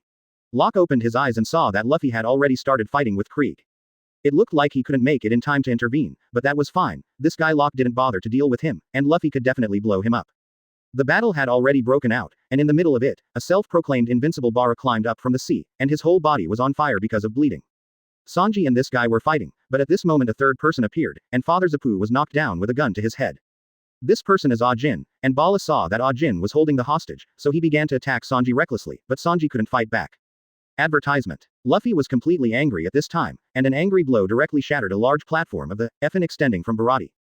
In this chaotic moment, a figure suddenly appeared, kicked Ajin away, and then came to Bala. It's just a harder turtle, it's too much of an obstacle. Boom. Click. Click. It turned out to be Locke. Locke, who had recovered a little, couldn't stand the scene in front of him, so he shot the arrogant turtle first. But he didn't plan to take any action from the people behind. After all, he couldn't take all the heads away by himself. Only those who reacted could see the scene in front of them. Krieg was shocked to think that Locke had fully recovered, because at this time Locke's injuries were barely visible except for the tattered clothes. Of course not so fast, now this is only recovering from the superficial injury, using Lingbo Weebu to carry out the series of operations just now. Locke's body reacted immediately, and the wound on his body opened instantly. Cough. Damn it, that Hawkeye guy, he hit too hard. Luffy hurried forward and asked, Locke, are you all right? Locke turned around and said, Luffy, quick fix, we've been stuck here for too long. He walked to Zapu's side and continued to sit down and use the breath technique to recover. Luffy smiled and said, okay, kill you all in one go. ... The fight continued. Ajin was really strong and quickly knocked Sanji down, but he couldn't hit the last one. Although Ajin is called a ghost, but the meal that saved his life made Ajin never able to kill Sanji. At the last moment, Ajin cried out in tears, I really can't do anything. Chief Krieg. But in front of Krieg, what he hates the most is friendship. This man who will do anything to win, can use everyone around him as a tool for victory. Chapter 22, Sanji joins the group. Krieg. Akin, you are no longer my subordinate. Victory is everything, no matter what method you use, as long as you can win. After speaking, a new weapon appeared in one of Krieg's hands, and the surrounding subordinates and Ajin couldn't help but exclaim.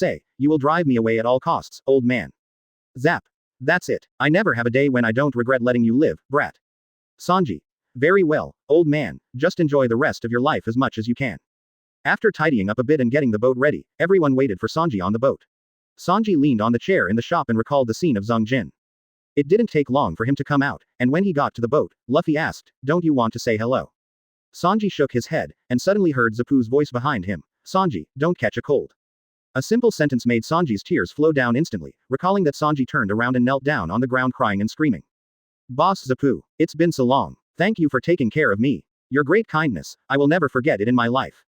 Zapu and the cooks also shed tears of reluctance, and Zapu wiped away the tears and said, "A group of foolish boys, men must leave silently. Luffy.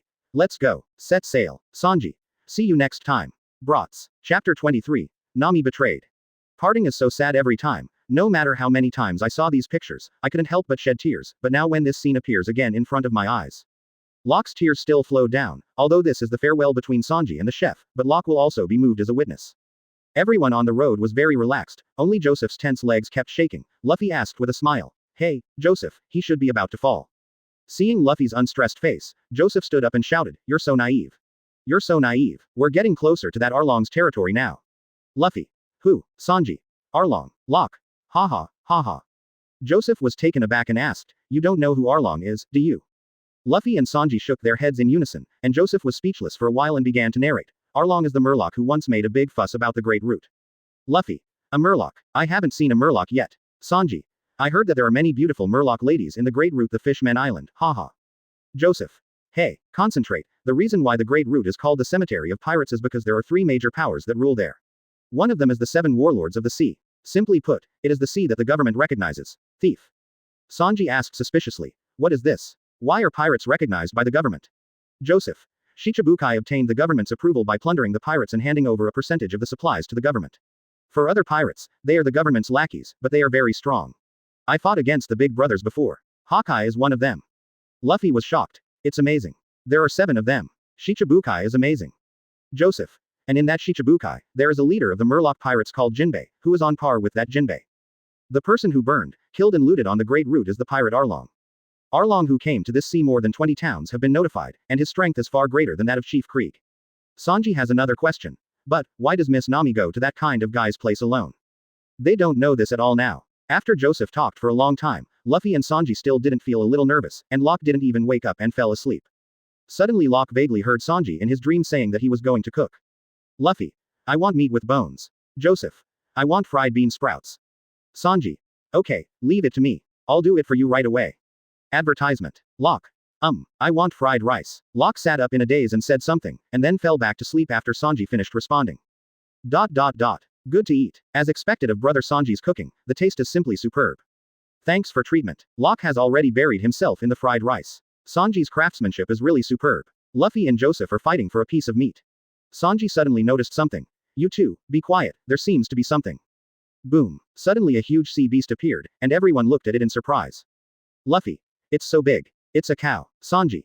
A cow. Don't cows usually walk on land? Is this a hippopotamus? Joseph was frightened and shouted. Why does this kind of monster appear here? This is a creature that only exists on the Great Root. Locke. Huh, Mumu. It looks really big. Momu stopped beside Luffy's boat, his eyes were fixed on the food on their table. Joseph noticed it and shouted quickly.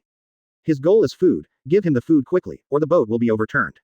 Rubber, pistol, boom. Luffy punched Momu back to the bottom of the sea and said angrily, don't try to trick me. But Momu came out again, and just as Luffy was about to shoot, Sanji kicked him away and said, idiot. You can't just shoot a hungry guy, it must be injured so it can't hunt by itself. After saying this, Sanji picked up the biggest plate of meat on the table and came to Momu, eat it. Momu was stunned for a long time and just opened his mouth. Sanji kicked instantly.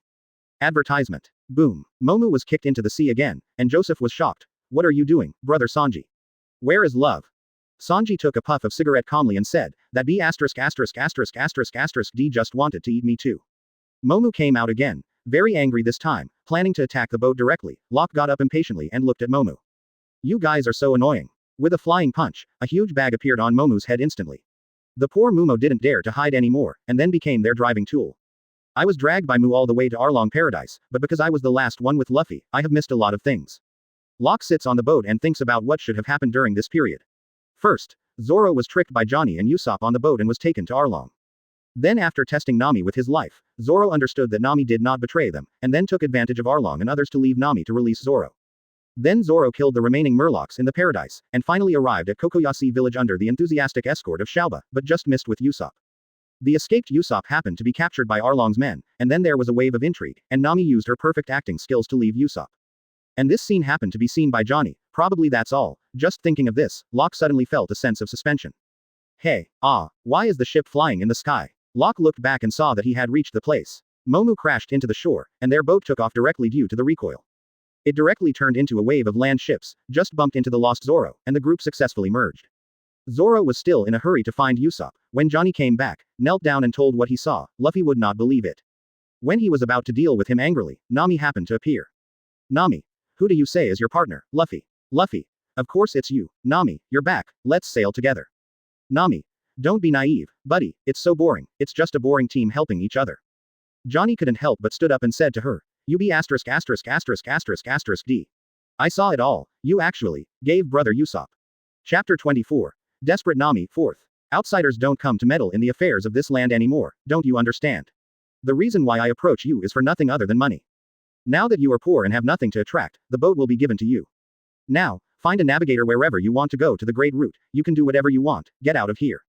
Call. A gust of wind passed through the crowd, and the next second Locke appeared in front of Nami. Nami was startled and backed away. Sanji thought that Locke was going to attack Nami and shouted quickly. Hey, Locke, are you going to shoot Ms. Nami? You can't hurt the lady, you be ********** D. However, Locke just looked at Nami quietly. Nami didn't dare to meet Locke's eyes at all, turned his head and shouted, if you want to shoot, you can do it, Nami, your hand hurts. Locke's words instantly hit Nami's deep emotions, as well as shock, she must know what Locke meant. In order to cover Usopp's escape, she stabbed her own hand with a knife, so now she only wears a glove on one hand, and Usopp is not dead at all. Nami has never betrayed them, Nami cried, the tears couldn't stop streaming down her body and said tremblingly, please. Locke, leave quickly. After speaking, Nami left crying. Locke sighed and said to himself, Nami, can't you have a little confidence in us? Then he turned to look at Luffy and said, what are we going to do now, Luffy? Luffy said calmly to the one on the ground, I'm going to sleep. The people around were all puzzled, but they didn't ask any more questions. Usopp, who escaped after a short rest, also joined the crowd. After telling about the previous situation, Nami's sister Nuo Chigao also appeared at this time, and she first asked Luffy and others not to intervene. Then he said that he wanted to explain the reason clearly to everyone. Luffy didn't hear that he was going for a walk. The same goes for Locke, and Zoro leaned against the tree to sleep. Only Usopp and Sanji wondered what happened. Locke wandered all the way to the coast and saw a warship. At first, Locke thought it was the Mouse Colonel colluding with Arlong, but in the next second he saw the warship being crushed by the huge sea Uzumaki. Advertisement. Locke frowned and said to himself. Hiss, the warship at this time. Why do I have no impression at all? Forget it, sign in. Congratulations on the successful sign-in, the rewards have been issued. The next sign-in location. Arlong Paradise. Condition after defeating Arlong, reward. Vigorous strength. Panel. Name. Wolf D. Locke. Hockey. None. Devil Fruit. None. Talent. Advanced fighting skills. The overall ability is greatly improved in close combat, and various fighting moves can be instinctively used according to the combat situation. Tenacious body. The body will be immune to the damage in a short period of time, and will feel double the pain if it has not recovered after a period of time. Murloc advantage. Will not be affected in any way underwater, can be as sensitive and breathe freely as Murlocs, even after eating devil fruit will not be affected. Tricks. Bajabang perfect, Lingbo Weebu perfect, Deliberate punch perfect, Finger pistol chong perfect, Breathing technique perfect, Wave fist perfect, Golden bell cover perfect. Buff. Strength increase not enabled. Equipment. Edmund alloy gloves. Gloves made of extraterrestrial meteorite mixed with carbon alloy to form the hardest metal known to be indestructible. Number of check-ins. 12. The newly obtained Murloc advantage is a natural ability, which seems to be specially prepared to deal with Murlocs. The Golden Bell cover is a trick signed after defeating Krieg. I haven't used it until now. The reward for the next sign-in. Locke, a game fanatic, knows what it is just by looking at the name. The E-skill used by the law enforcement officer Wei, or Chu Yusin, of Lol Piltover in the game will accumulate a heavy punch effect when attacking, and it can last up to 2 rounds. The terrifying impact. Locke felt so powerful just thinking about it. Soon the warship in front of Locke was completely destroyed, and soon another warship appeared. This time Locke saw the sly-eyed guy coming off the boat. Although he hadn't seen him, he could identify him, Colonel Mouse. Advertisement. If Locke remembered correctly, Colonel Mouse was here this time because Arlong told him to go to Nami and take all the money she had saved up over the years. Locke would not allow his partner to be wronged like that, so Locke stood up and walked towards Nami's house. At this time, Nami is here, and Colonel Mouse has brought Marine. Chick, the thief named Nami is you. According to our investigation, you have hidden all the treasures you stole from the pirates. Our government will now confiscate all the money you stole. Nami suddenly felt that her world collapsed. The money was the money she had exchanged for 8 years and many times of life and death. It was all for the sake of the town, for freedom, and now that it was about to succeed, something like this happened.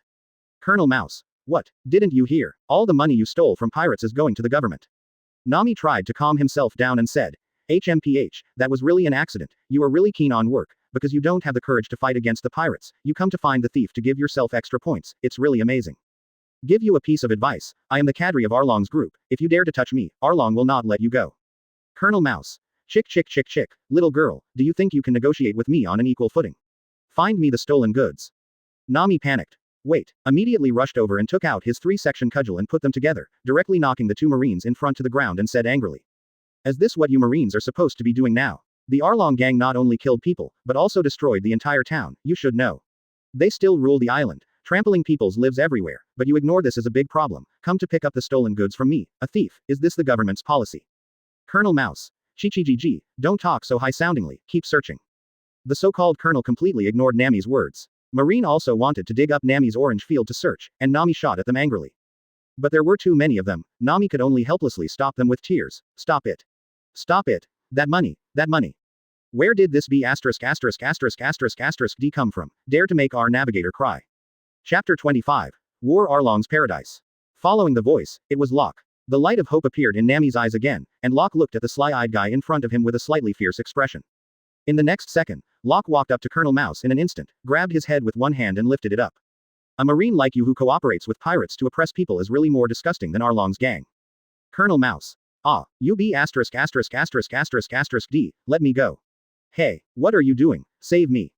The Marine around was about to attack Locke, but Locke said directly, whoever dares to take a step forward, I will crush his head. If you don't believe me, you can try it. As he spoke, the strength in his hand increased a little, and Colonel Mouse, who was in pain for a moment, just rolled his eyes, unable to speak. Nami was stunned at this time because of what Locke said just now. Locke, what did you mean by what you said just now, this Marine? Locke. This guy has been colluding with Arlong and his gang for some shameless deeds. It must be Arlong's instigation that he suddenly came to you this time. Nami collapsed again. If Locke hadn't appeared today, all her treasures would have been taken away by this shameless Colonel Marine. And all of this was Arlong's plan. From the very beginning, Arlong didn't intend to let her go. After learning the truth, Nami hugged her legs and squatted on the ground crying bitterly. At this time, Colonel Mouse was still provocative. Quick, let go of me. So what if you know that I have connections with Arlong and his gang? When Arlong finds out about this, you will all die. Locke had completely lost his patience and his tone became icy. Phew, forget it, I'm too merciful. Farewell, Colonel Mouse.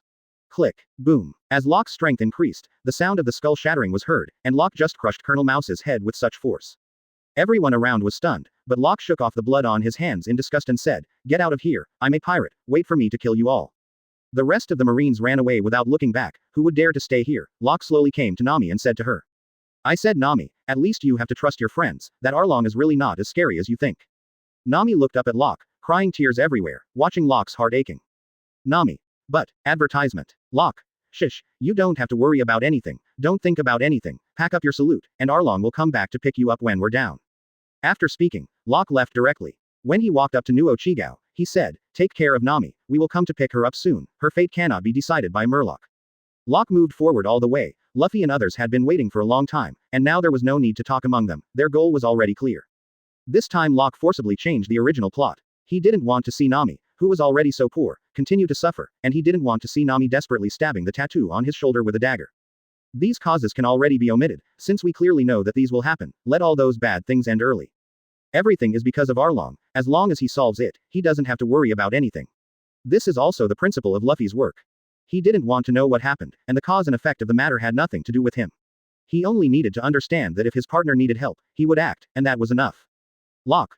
Listen everyone, there is only one goal, kill that Arlong, and then take Nami away, wait for it. Zoro. Is the fight going to start? Sanji. Miss Nami endured that pain alone, and now it's time for me to share it with her. Usopp. Okay, let my great Captain Usopp command you to bring Nami back. Luffy. Of course. The 5 members of the Straw Hats set off. Nami looked at the scene in front of her with tears in the house, everyone. Knowing the truth, Joseph and Johnny also chose to challenge Arlong, but they lost miserably. At this time, they are waiting outside the door for someone who can really defeat Arlong. With the explosive BGM Straw Hat Pirates appeared, Locke shattered the entire wall with an octagonal blast, and the 5 of them appeared on the stage. Luffy walked all the way forward and said, That's Arlong. At this moment, Arlong, who was sitting on the recliner, was still a little puzzled. I am Arlong, what are you doing here? Without further ado, Luffy punched Arlong, who was stunned, and the Murloc pirates around him immediately attacked everyone. Advertisement. Sanji Zoro followed with an easy kill of the minion, and then Octopus whistled to summon the monsters they found from the Great Way. As a result, when this guy arrived, Luffy Sanji Locke said, it turned out to be this guy. That's right, this monster is Momu the Manatee. After seeing Locke and the others, Momu's first reaction was to run away, but he still chose to attack under the threat of Arlong. However, due to the disparity in strength, Luffy put his foot into the ground, kept choosing equipment with his body, grabbed Momu's horn with both hands, and then a big windmill directly cleared the field. But this idiot, with his feet stuck in the stone, can't get out, and there are only 3 of Arlong's cadres and himself left on the field. Fearing that Arlong would go crazy and destroy the entire Arlong paradise, the 3 officials stepped forward to kill them. Zoro confronted Hachi, and Sanji confronted Kruby. Originally, Locke had to deal with Ju, but Usopp accidentally slipped his hand when pulling Luffy. Luffy bounced back and knocked Ju out.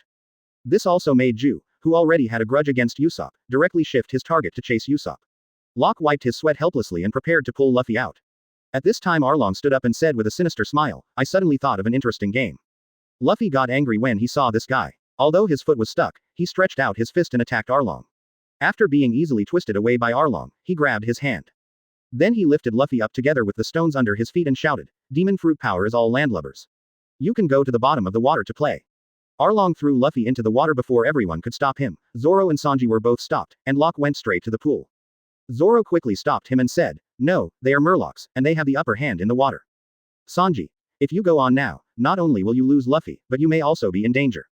Locke chuckled and said, it's fine. Then he glanced at Arlong with provocative eyes, jumped into the water. Arlong was also surprised. Interesting, mere human. Then he jumped into the water. Chapter 26. An unexpected water battle. In the water, Locke quickly saw Luffy sinking into the bottom of the sea, covering his mouth with his hand at this time, and Locke just wanted to go there when there was an attack behind him. Arlong was so fast underwater that he swiped past Locke in an instant, and a gash appeared on Locke's waist and began to bleed.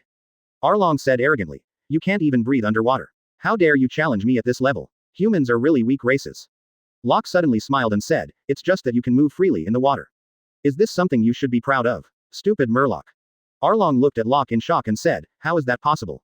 Why can you still talk in the water? You can breathe freely in the water. But after the shock was over, Arlong was still full of confidence. HMPH, maybe you used some special means, but is this your capital to provoke me? The water is the territory of our Murlocs. Arlong rushed towards Locke again, and Locke charged back with his right fist. Seeing his movement, Arlong couldn't help but mocked. Haha. The buoyancy in the water will make you unable to exert force at all, stop struggling. Locke completely ignored Arlong's concentration, and the moment this guy rushed in front of him, 8 pulls, 8 overlapping. Boom. In an instant, a huge splash exploded from the pool, and everyone fighting above was startled. Zoro only had 1 knife because of his previous injuries. A normal person should have died a long time ago, and Zoro will stand up again with his tenacious willpower after lying on the ground for a short time, although he is dragging his seriously injured body. But after getting the knives of Johnny and Joseph, Nanoroya Zoro, the 3-sword style, is not overpowered, and he solved Octopus Hachi with a few moves. Sanji originally planned to go into the water to rescue Luffy, but because of Locke's presence, they were all at ease, so on land, Sanji's kicking skills directly smashed Kruppy's Murloc karate. In addition, this Klubi has the same shape as Neja. At this time, on the other side, Usopp, who had planned to pretend to be dead to escape, recalled at the last moment how his partners bravely went forward in every battle without fear of death. Finally, the brave sea warrior Usopp stood up and challenged Shu head-on. Although the strength of the two was very different, Usopp still used his brain to play Shu to death. After throwing a wine bottle into Shu's hand and smashing it, he found an opportunity to catch a fire star, which was instantly covered by fire, and then attracted Usopp's hammer to frantically make up the knife. In the end, Usopp also won this victory, and now only Locke in the water is left. Although Locke has the Murloc advantage, the battle in the water still cannot be as smooth as the Murloc. At this time, the underwater battle between Locke and Arlong has reached a fever pitch. Both of them have large and small injuries. If they were on land, Arlong would have been killed by Locke. Advertisement. Now Arlong is injured more seriously. Locke has been a little impatient with Arlong, but there is no way to get rid of this guy. This is also his first time fighting underwater, and he didn't expect it to be so strenuous. Luffy has been in the water for so long, and the situation is very urgent now. Locke glanced at Luffy at the bottom of the water, and suddenly found that there were 2 more people, Aegean, the village head of Kekiasi village, and Nami's sister Nuauchigao. The 2 were helping Luffy break rocks, and Arlong also noticed this scene and threw a few drops of water towards Luffy's position. Seeing this, Locke hurried forward, because there was no way to use Lingbo microstep in the water, so Locke could only swim at the superior speed of the Murloc. You must know that the attack of the evil dragon is comparable to the power of a shotgun. If the village head and Nuauchigao are hit, they will undoubtedly die. In times of crisis, Locke appeared in front of them and blocked the attack. Bark, bark, bark, ah, gulu gulu. Damn it, I would have killed this guy if I knew I was on land, it's too careless. Resisting the injury on his back, Locke smashed the stone under Luffy's feet with a punch, and then asked Nuo Chigao and the village chief to take Luffy up to let the guy recover. Arlong shot at the two again, and Locke wasn't going to let him down this time, standing in front of the guy as he rushed by, grabbing his teeth with both hands. Aren't you proud of your teeth? Arlong. You be asterisk asterisk asterisk asterisk asterisk D. What the hell are you trying to do? Locke. I have suffered such a big loss, how can I not teach you a lesson? The increase in strength, give me a break. Click. Locke's powerful force directly shattered Arlong's teeth, and Arlong was severely injured and quickly escaped and returned to the shore. Puff. A jet of water appeared with a figure, it was Arlong. Advertisement. At this time, except for Zoro and Sanji, Usopp and Nami, who won the battle, all came here with a kind of villagers in Arlong Paradise. When they saw someone coming out, they hurriedly looked over. In the end, everyone was shocked. The person who came out was actually Arlong, and at this time Arlong was extremely embarrassed, with blood-red fist marks all over his body, and he kept covering his mouth. A lot of blood was oozing out, and the villagers and Nami were all stunned to see that arrogant Arlong turned into this. Only Zoro said flatly, that guy Locke is really strong and terrifying, he actually beat this guy like this in the water. Puff. A jet of water appeared with a figure, this time it was Locke. However, Zoro and Sanji were shocked by the fact that Locke's appearance was real, because Locke's injuries were not minor, and there were bleeding wounds all over his body. There were 3 terrifying blood holes behind him, and Locke stared at Arlong gasping for breath after landing on the shore, and said, dare you escape to the shore? Phew. Sanji. Hey, your injury is not good. Is that guy really that strong? Sanji and Zoro knew Locke's strength, they both witnessed the battle between Locke and Hawkeye, and now Arlong hurt Locke like this. At this time, a super high water column suddenly spewed out from the outer wall. Locke smiled and said when he saw this scene, finally woke up, forget it, since he recovered, then leave this guy to him. After speaking, he directly used the breathing technique on the spot to start recovering from his injuries. After a while, Arlong let go of his hand covering his mouth, and his teeth began to heal crazily. But he looked a little crazy now, and shouted at Locke, you are just a lowly human. How dare you hurt the great Murloc like this, I will smash you to pieces. Locke ignored it with a calm face and continued to recover from his injuries. Zoro also lay down to rest peacefully, and Sanji stood in front of them both. Rubber rubber, bell, boom. Luffy made his debut by falling from the sky, and knocked flying with a head hammer. Arlong came to Locke and the others. Arlong. I'm going to blow you away. Chapter 27. Here comes the reward. The battle between Luffy and Arlong broke out. Luffy was already stronger than Arlong, but his brain was a bit weak, and now he was fighting head-on. Luffy casually picked up the sword on the ground and slashed at Arlong. When Arlong bit the sword, he punched him hard and shattered his teeth again. But it wasn't as hard as Locke. Locke broke the guy's entire teeth, and Luffy smashed his fangs with a punch. Luffy. I really don't know swordsmanship. You be asterisk asterisk asterisk asterisk asterisk D. I don't know how to sail, I don't know how to cook, I don't know how to lie, and I don't have the strongest strength. But I can't survive without help confidence. Arlong laughed. Haha, you are such a straightforward man who admitted his incompetence so bluntly. I must have felt very troubled by your incompetent captain's companions. I really don't understand why your companions I want to try my best to save you, a person like you who has no dignity and no use as the material to be a captain, what can you do? Luffy. Can beat you. The two fought again. Arlong took the initiative to fall off 2 sets of teeth and attacked Luffy with his hands. Luffy also grabbed a set and put it on for himself. After attacking each other, Arlong knew he was invincible and jumped into the water again, and then launched an assault from the water, but Luffy didn't hide from the front at all. Then he cast a net in the air to capture Arlong, and then severely injured Arlong again with a rubber spear gun, but Arlong is really rough and thick. What Locke did to him before, plus what Luffy did to him now, the guy's injuries are horrific. But now Arlong was stronger, staring angrily at Luffy who took out a jagged weapon out of nowhere. The two fought again, making their way to the top of Arlong's land. Luffy. What kind of room is this? It's all paper. Arlong. This is no ordinary paper. This is a survey room designed for that woman to draw me a chart. Luffy. Nami's room. Arlong. These are all nautical charts drawn by Nami. It's amazing. This is the treasure I spent 8 years asking her to draw for me. It's nothing for us to get the information of the seabed, but it's necessary to draw it into a nautical chart. It's a different matter. You must have an excellent surveyor, so I took a fancy to that woman's ability. She is really a good woman. The nautical charts are drawn very standard. It is too much for you low-level humans to do the facts, it's a pity. No matter in the past or in the future, her talent should exist for us Murlocs. With Arlong's continuous words of anger, Luffy's eyes have changed, and all the previous indecent looks have been put away. That guy, Nami, is our navigator. Arlong. HMPH, ha ha ha. Do you want her to become a navigator on your broken ship? Sure enough, you will only waste that woman's talent. Look, even if you search all over the world, you can find a few who can draw such a precise C. The guy with the picture, that woman is a genius. Advertisement. Luffy crushed Arlong's serrated knife with one hand and looked at him angrily. Use. What the hell did you take Nami for? Then Locke saw tables, stools, bookcases, charts, all kinds of mess were blown off. Nami couldn't help shedding tears again watching the scene in front of her. Locke knew that this was Luffy's redemption for Nami and wanted to smash all her painful memories.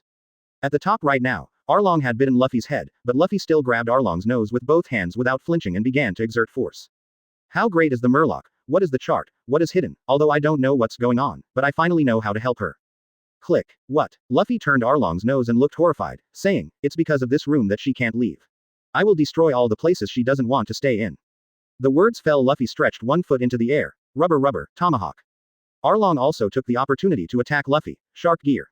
Boom. After a loud noise, Arlong was stepped from the top floor to the bottom by Luffy, and the entire Arlong paradise collapsed because of Luffy's foot. Everyone looked at the ruins nervously. After a while, Luffy stood up from the ruins, took a breath, and suddenly took a deep breath and shouted. Nami, you are my partner. Locke looked at Nami at this time, and sighed with tears and a smile. This may be the charm of Luffy. Well, since it's over, there is no need for this place to exist. Locke slowly got up and walked towards the ruins. Sanji and others looked at him suspiciously. Zoro had fallen asleep. Locke came to Luffy without saying a word. Leave Luffy alone. It's over. Then destroy what's holding Nami down. Luffy nodded with a smile and understood what Locke meant. I'll leave it to you, Locke. Locke nodded. His whole body began to glow with golden arrogance. He hadn't fully recovered from the injuries he received before, and the strength accumulated from all the injuries was still there. Advertisement. Deliberately. Bang fist. Boom. With the golden dragon flying out of Locke's right fist, the entire Arlong land disappeared completely in an instant, leaving only a bare ground and a pool in front of him. Luffy. Amazing. Zoro. No matter how many times you look at it, you will feel that this guy is not human. Sanji. It's simply terrifyingly strong. Usopp. Nami. Thank you, Locke. Everything is finally over. The original plot should be that Colonel Mouse will appear at this time, and then he will be beaten into a pig's head for some arrogant words, but Colonel Mouse has been pinched to death by Locke in advance. So there was no one here to disturb everyone's happy atmosphere, and everyone relaxed amidst cheers. At this time in the Marine branch. Hey, can you hear me? Hey. This is Marine headquarters. Hey, this is the 16th branch of Marine. Colonel Mouse was killed by pirates. What? It was done by a pirate named Locke. In addition, the pirate group he belongs to, the captain wearing a straw hat and his 4 accomplices regard our government as the enemy. Their threat has defeated the invincible Arlong gang has been defeated. Further consideration, please set a heavy reward for the captain, the straw hat boy Luffy, and an even heavier amount for the brutal killing of Colonel Marine by the deputy captain Locke. I will send the photo right now. Received. Listen up. They are vicious pirates. Regardless of life or death, please position them as bounty hunters who are wanted all over the world. Chapter 28. A relaxing moment at the banquet. Ahahaha. Arlong paradise is gone. Arlong is defeated. We are free. Haha. For the past 8 years, we have been laughing out loud today. We will hold banquets from now on, and we will continue to hold banquets tomorrow and the day after tomorrow. Oh, the whole village is holding a banquet, and it has been going on for the past 3 days. No one will feel tired or terrified. Zoro's injuries have also been checked by a special doctor. Coupled with his amazing physique, he was fine the next day, and it was already the 3rd day of the banquet. Zoro was sitting alone in an alley drinking. Sanji also wandered over and sat down. Sanji. I'm full, it's good to only be responsible for eating once in a while. Is your injury okay, Zoro? Zoro. This is a small injury, eat and drink more and it will heal. Sanji. Really, Zoro. But why is this noisy banquet not over yet? It's been 3 days already. Sanji. Isn't it good, just have fun when you want to have fun. Suddenly, Luffy, with meat in his mouth and 2 pieces of meat in each hand, suddenly appeared and said to Sanji, Hey, Sanji, did you put something on the honeydew melon you ate just now? Zoro couldn't help complaining. What are you doing with so much meat in your 2 hands? Sanji. Of course I put it on. Of course, ham should be put on top of honeydew melon and ham. Luffy. Honeydew melon ham. Sounds delicious. Where did you get it? Sanji. I don't know, the whole village is having a buffet, so I don't remember where. Zoro. Already gone. Sanji. That guy has been eating for the past 3 days. Well, I'm full. Next, let's strike up a conversation. Advertisement. After Sanji finished speaking, he rushed to the group of girls. Zoro was speechless for a while and just wanted to take another sip of wine, but found that his glass was empty, and when he was about to put it down, he heard a voice. Locke. Here, enough wine for a banquet. Zoro smiled and looked at Locke who appeared opposite at some time, took the wine and opened it for a drink. Locke. How's the injury? Zoro. It's all right now, but the injury at that time may not be lighter than mine, plus the injury this time, is it all right now? Locke smiled triumphantly. HMPH, this is a trick you can't envy, as long as you give me some time, I can fully recover from multiple injuries. Zoro was also laughed angrily. You be asterisk. D. I really don't want to be compared with you monster. When the two were chatting, they suddenly heard Usopp's voice. I killed the strongest Murloc cadre. He is a hero of love and courage, Captain Usopp. Okay, brother. Sign it for me, Zoro. That Usopp guy. Locke. It doesn't matter, this time he also took the shot bravely, didn't he? Let him go. Locke drank all his remaining wine in one gulp and got up and said, next, I'm going to go shopping. Today should be the last day. Zoro nodded and didn't go with Locke, but sat and continued to drink and said suddenly when Locke was about to leave. Locke, although I am not your opponent yet, but one day in the future I will definitely defeat you for the sake of being the strongest. Don't lose before then. Locke smiled and nodded and walked around, seeing Luffy looking for meat everywhere, and Sanji dancing with a group of girls. Seeing Usopp standing on the highest point showing off himself, and seeing the happy smiles of all the villagers, Locke suddenly felt that this feeling was really pleasant. All the way to the end, Locke unknowingly came to a small hillside, where Locke saw a small grave, where Mr. Agn, the village chief, said this to the tombstone alone and drank wine. Locke went straight to Mr. Gn and sat down beside Mr. Gn and drank the wine without saying a word. Mr. Gn looked at Locke and said, boy, Nami has decided to go with you to become a pirate, and I can see that you are different from other pirates, but I still want to warn you, if you make Nami's current smile disappear, even if I risk my life, I will seek revenge from you. Advertisement. Locke smiled. There is no need to work hard, Mr. Gn, Nami is our partner, each of us will use our lives to protect the partner, that is for sure. In the evening, everyone was too tired to fall asleep, and everyone was lying in disorder on the street. Locke came back alone with an empty wine bottle.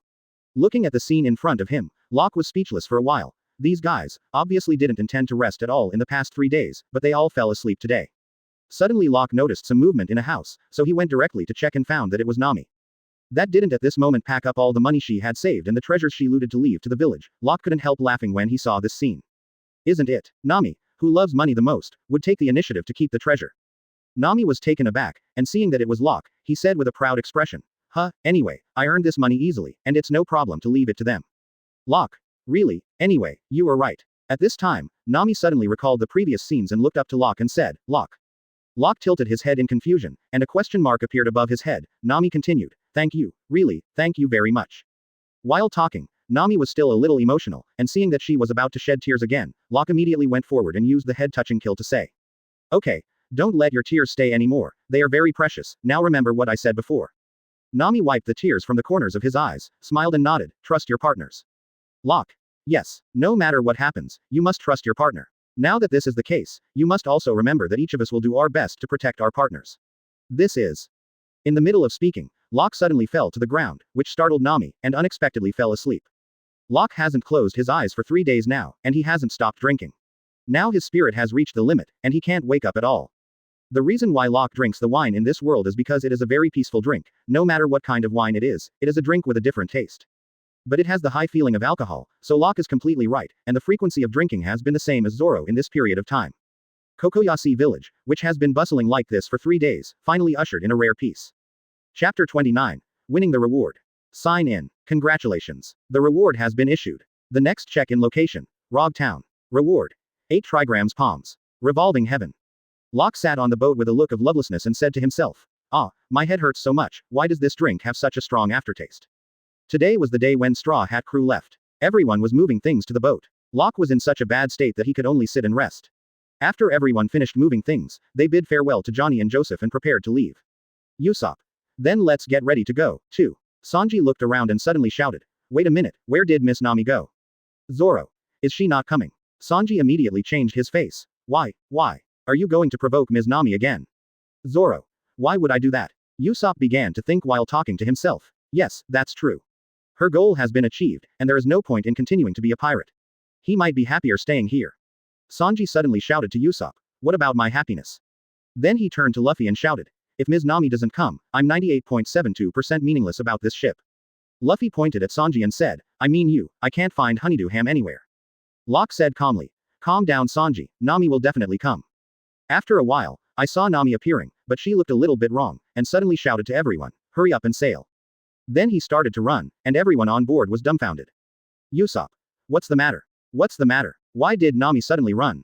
Luffy. She told us to sail. At this time, Aegean, Nu Aochigao and others realized that something was wrong, thinking that Nami was going to leave without saying goodbye to them. Hearing Mr. Jien's words, all the villagers started to stop Nami. How can this be? They literally drove the boat away. Wait a minute, we haven't thanked you yet. Stop it, Cortana. At least let us thank you well before leaving. Mr. Aegean also stepped forward angrily and shouted, stop. I will never allow you to part with us like this. Advertisement. At this time, Sanji on the boat looked at this scene and said, I said, is it really good to let Ms. Nami leave like this? Luffy. It doesn't matter, it's her own decision. Then I saw Nami running through the crowd, scurrying back and forth, everyone grabbing her, and finally making a huge leap to the port. Perfect landed on the boat, then half lifted her clothes, and a large number of purses began to fall from her. The villagers reacted abruptly to check their pockets. No way. The wallet is missing. Me too. Me too. ... Nami kissed the money in his hand and said with a smile, everyone, take care. In an instant, all the villages at the port started shouting. What a brave brat, you little thief cat. Give us back our wallets. Bad boy, come back whenever you want. Be careful, thank you very much. In this way, Nami bid farewell to his hometown and set sail with Luffy and his group. Locke looked at the blue sky and smiled. He knew that there was still a long journey ahead. Thinking about all this, Locke thought it would be great to be in this world, to be on this ship. On the third day after leaving Kokoyasi village, Nami was negotiating with the seagull who delivered the newspaper on going merry, and Usopp couldn't help complaining after buying it. It's just 1 or 2 newspapers, why bother? Nami. If you buy it every day, it will be a big deal. Usopp. You don't need to save money anymore, you are still so fussy about money. Nami. Stupid, it's because those things are almost settled, so I'm going to make money for myself this time. Because I don't want to be a poor pirate with no money to dress up. Usopp. Okay, stop arguing, I'm developing the Killer Pepper Star. Advertisement. Ah, what are you doing? Just eat one. Luffy wanted to steal Nami's oranges, but Sanji kicked them down. Sanji said with a righteous face, this is Miss Nami's orange orchard, I will never let you touch it. Then his eyes instantly turned into love and looked at Nami. Miss Nami. Love is absolutely safe. Nami smiled slightly. Thank you, Sanji. Zoro lay on the side with a speechless face. That guy Sanji was completely used by her. Locke was concentrating on secretly drinking Zoro's wine, but was accidentally discovered, and Zoro immediately snatched all the wine and said to Locke. The doctor has already said that you have to abstain from alcohol for a week, so now all the alcohol is mine. Locke looked depressed. Damn. Don't forget Zoro, you still owe me several bottles of wine. Luffy. What's the matter with eating an orange, Sanji cheapskate?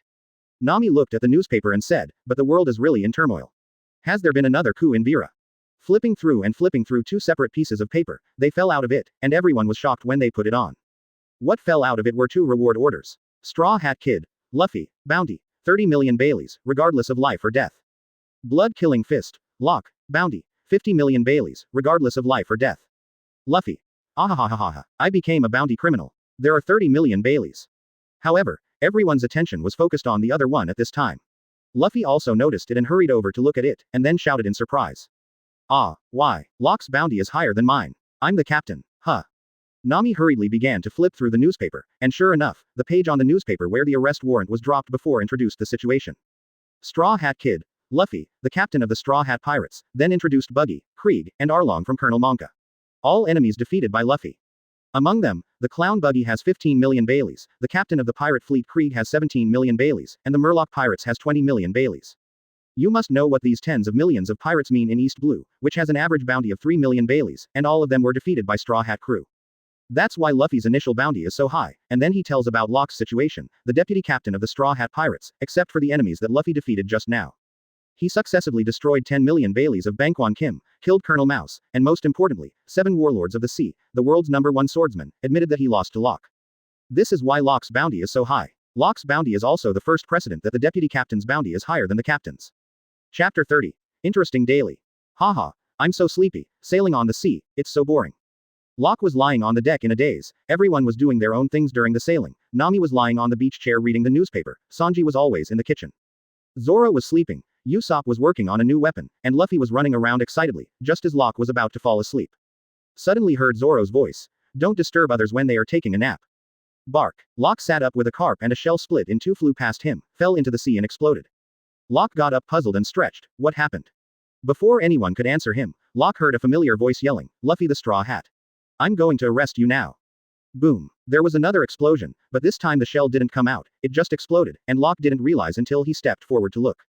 It turned out to be the Marine Headquarters lieutenant I met in the restaurant on the sea before, and it seems to be called Iron Fist, Hobody. After seeing Locke, the guy instantly changed his face and was shocked. You are. Blood Killing Fist Locke. Locke scratched his head a little irritably and said, to be honest, I don't like this title at all. The culture of your marine really needs to be improved, and who did you just say you want to arrest? Hobody didn't know where his self-confidence came from, and he suddenly plucked up his courage and said, it's just 2 brats. Don't think that a high bounty is useful. In front of me, Hobody, you are just stupid pirates. I take your head. Then watching Habodi jump off the warship and rush towards Locke, both Zoro and Usopp shook their heads regretfully and began to mourn the poor marine. Locke looked at the weak guy in front of him, sighed and raised his fist. Clang. Click. One touch of the knuckles that Habodi was carrying shattered, and Locke didn't even use his fists to shatter them all with force. Habodi sat down with disbelief and looked at Locke in horror. Locke started to approach him step by step. At this time, Sanji came out with an apron to remind him. Hey, Locke, don't make it too bloody, it's time for dinner. Locke nodded and raised Habodi with one hand and threw it towards their broken warship. When he was thrown in midair, Locke suddenly punched Habodi. Strength through the body. Boom. A huge shock wave exploded from Hobodi's body in an instant. In the blink of an eye, there were only a few boards left on the dilapidated warship, and Habodi also fell into the sea recklessly. Advertisement. Locke did this first because he wanted to try a new trick, and second because he felt that this was really an insult to the title of Iron Fist. The real Iron Fist in Marine should be Garp. Locke didn't care about the life and death of such a small character at all. Nami's voice suddenly came from behind. I said, you guys are very noisy. Really, I can't even calm down and read the newspaper. Sanji. Miss Nami. The meal is ready. Luffy. Oh, I'm so hungry, let's eat. Eat, eat, eat. After the meal, Nami called everyone to tell the next route. Nami. We are approaching the Grand Line, and the Great Route seems to be accessible only from this upside-down mountain. Zoro. It's so troublesome, can't we just pass it from the sea? Sanji. No, according to the old man Zapu told me that the boat can only enter from there. Usopp. Why? Sanji. Because it's dangerous. Usopp. So what exactly is it? Sanji. That's all I know. Locke. I remember there should be a famous town before entering the Great Route. Nami. Well, the town of Rog. Luffy. The town of Rog. What? Is it famous for meat? Zoro. Alias, the town where it begins and ends, I remember hearing it that way. Nami. This is the town where One Piece Gordy. Luo Jia was born and executed. Luffy. The place where One Piece died, I want to see, the town where the man who got One Piece, the man who got everything in this world, was born and died. Locke closed his eyes and thought, One Piece Gordy. Luo Jia, there are a lot of things to deal with after arriving in Rog Town, so take your time. Nothing to say all night. The next morning, everyone started to get busy after waking up, and Luffy immediately shouted excitedly, Yong Fan. Head straight ahead, and head towards the Great Route at full speed. Sanji. Breakfast, breakfast. Sanji. Okay, I'll do it right away, you wait first. Luffy. Zoro, let's play hide and seek. Zoro was surprised. Huh. Usopp rushed over immediately. What is what? Hide and seek, come and play. Advertisement. Zoro. Are you idiots? How old are you? Haha, I'll go to bed before breakfast is ready. Usopp. I must be afraid of losing, right? Zoro. What are you talking about? B********************************************* D. How could I be afraid? Usopp. Look, I got angry all of a sudden, haha. Zoro. Stop. You too. Luffy. Zoro, you have to chase me too. Zoro. I'm not playing. When they were fighting, Sanji came out of the kitchen and said to Nami beside him, Miss Nami, breakfast is ready. Then he shouted at the playful Luffy and the others, boys. It's time to eat. Luffy. Eat, wow, looks delicious. Nami. Huh, where's Locke? Zoro. Surely fell asleep there again. Zoro grabbed Usopp's nose and walked in. Don't worry about him, he'll be here later, this guy is always on time for dinner. Usopp covered his nose and shouted, why are you chasing me so hard, you didn't even catch Luffy. When a few people were talking, Luffy had already ordered all of Usopp's food, and Sanji walked over with his own food and said, I've saved Locke's meal for him, but Usopp's is about to run out. Usopp looked at the empty plate in his place in shock and shouted, Luffy. You're eating someone else's food again, give it back to me. B**************************************************************************************************************************************************************************************************************************************่𝑒 everyone, good morning. Luffy. Too slow Locke, next time you come late I'll eat your meal too. Zoro. You be D slept all day. Sanji. I've saved your meal for you, go and serve it yourself. Usopp. Locke, give me a little too, okay, that be D Luffy ate all my shit. Nami. Good morning Locke. Chapter 31. Arriving in Rog Town. Zoro. I see the island. Luffy. Really, what island is that? Nami. Didn't I tell you last time? Usopp. That's the island where the town of Rog is located. Locke. It's finally here, my body will be rusted if I continue to sleep. Sanji. It's a pretty big town, right? There should be a market selling fresh ingredients. Zoro. I'm going to the weapon shop. 3-sword swordsmen always only have one sword. It's really ugly. Usopp. Then I'll go to the equipment store to have a look. Locke. I'm going to buy wine, I haven't had a drink in a long time. Since drinking himself down in Kokoyashi village last time, Luke hasn't touched alcohol for a week since then, and it's been a week since then. As a result, Zoro drank all the wine long ago, and Locke beat Zoro for this. After all, his strength is there, even Luffy Locke can beat him. But it was just a normal fight, how could the partners really fight each other? Luffy suddenly stood up and said. The town where One Piece was born and died, the town where the alias begins and ends. Full speed ahead. It didn't take long to arrive at the destination. The ship docked and everyone went to where they were going. Locke signed in without rushing. Sign in. Congratulations on the successful sign in, the reward has been issued. The next sign in location. Before leaving Rog Town. Condition after defeating Smoker, reward. A blow from the devil. Locke didn't remember what it was at first, but he remembered it after thinking about it carefully, the one-hit user Sato Yasutora of Majin. It is a character in Shinigami, but Locke has some doubts, because Sato can release such an attack because he has the left arm of the demon. But Locke doesn't have it. Does it come with a demon's left arm when he gets this trick? If that's the case, it's blood money. Panel. Advertisement. Name. Wolf D. Locke. Hockey. None. Devil Fruit. None. Talent. Advanced fighting skills. The overall ability is greatly improved in close combat, and various fighting moves can be instinctively used according to the combat situation. Tenacious body. The body will be immune to the damage in a short period of time, and will feel double the pain if it has not recovered after a period of time. Murloc advantage. Will not be affected in any way underwater, can be as sensitive and breathe freely as Murlocs, even after eating devil fruit will not be affected. Attacking moves. Bajabang perfect, deliberate punching fist perfect, finger pistol kai perfect, wave fist perfect, penetrating strength perfect. Defensive moves. Golden bell cover perfect, 8 trigrams palms revolving heaven perfect. Movement moves. Lingbaoibu perfect. Restoration move. Breathing technique perfect. Buff. Strength increase not enabled. Equipment. Edmund alloy gloves, gloves made of extraterrestrial meteorite mixed with carbon alloy to form the hardest metal known to be indestructible. Number of check-ins. 14. The system made some humanized adjustments, because Locke got too many tricks, so the system made a classification on the panel. The types of moves alone are divided into 4 types, and the attacking moves are all very strong. Now except for Bajabang, who can't keep up, the rest of the moves are still quite powerful at this stage. Locke has tested the strength of the defensive Golden Bell before, and it is very strong, but it can only defend against an attack for a moment, and it will disappear instantly after being released. It cannot be used continuously, and its strength is very high. It can be used to block the fatal blow or the strongest attack of the enemy.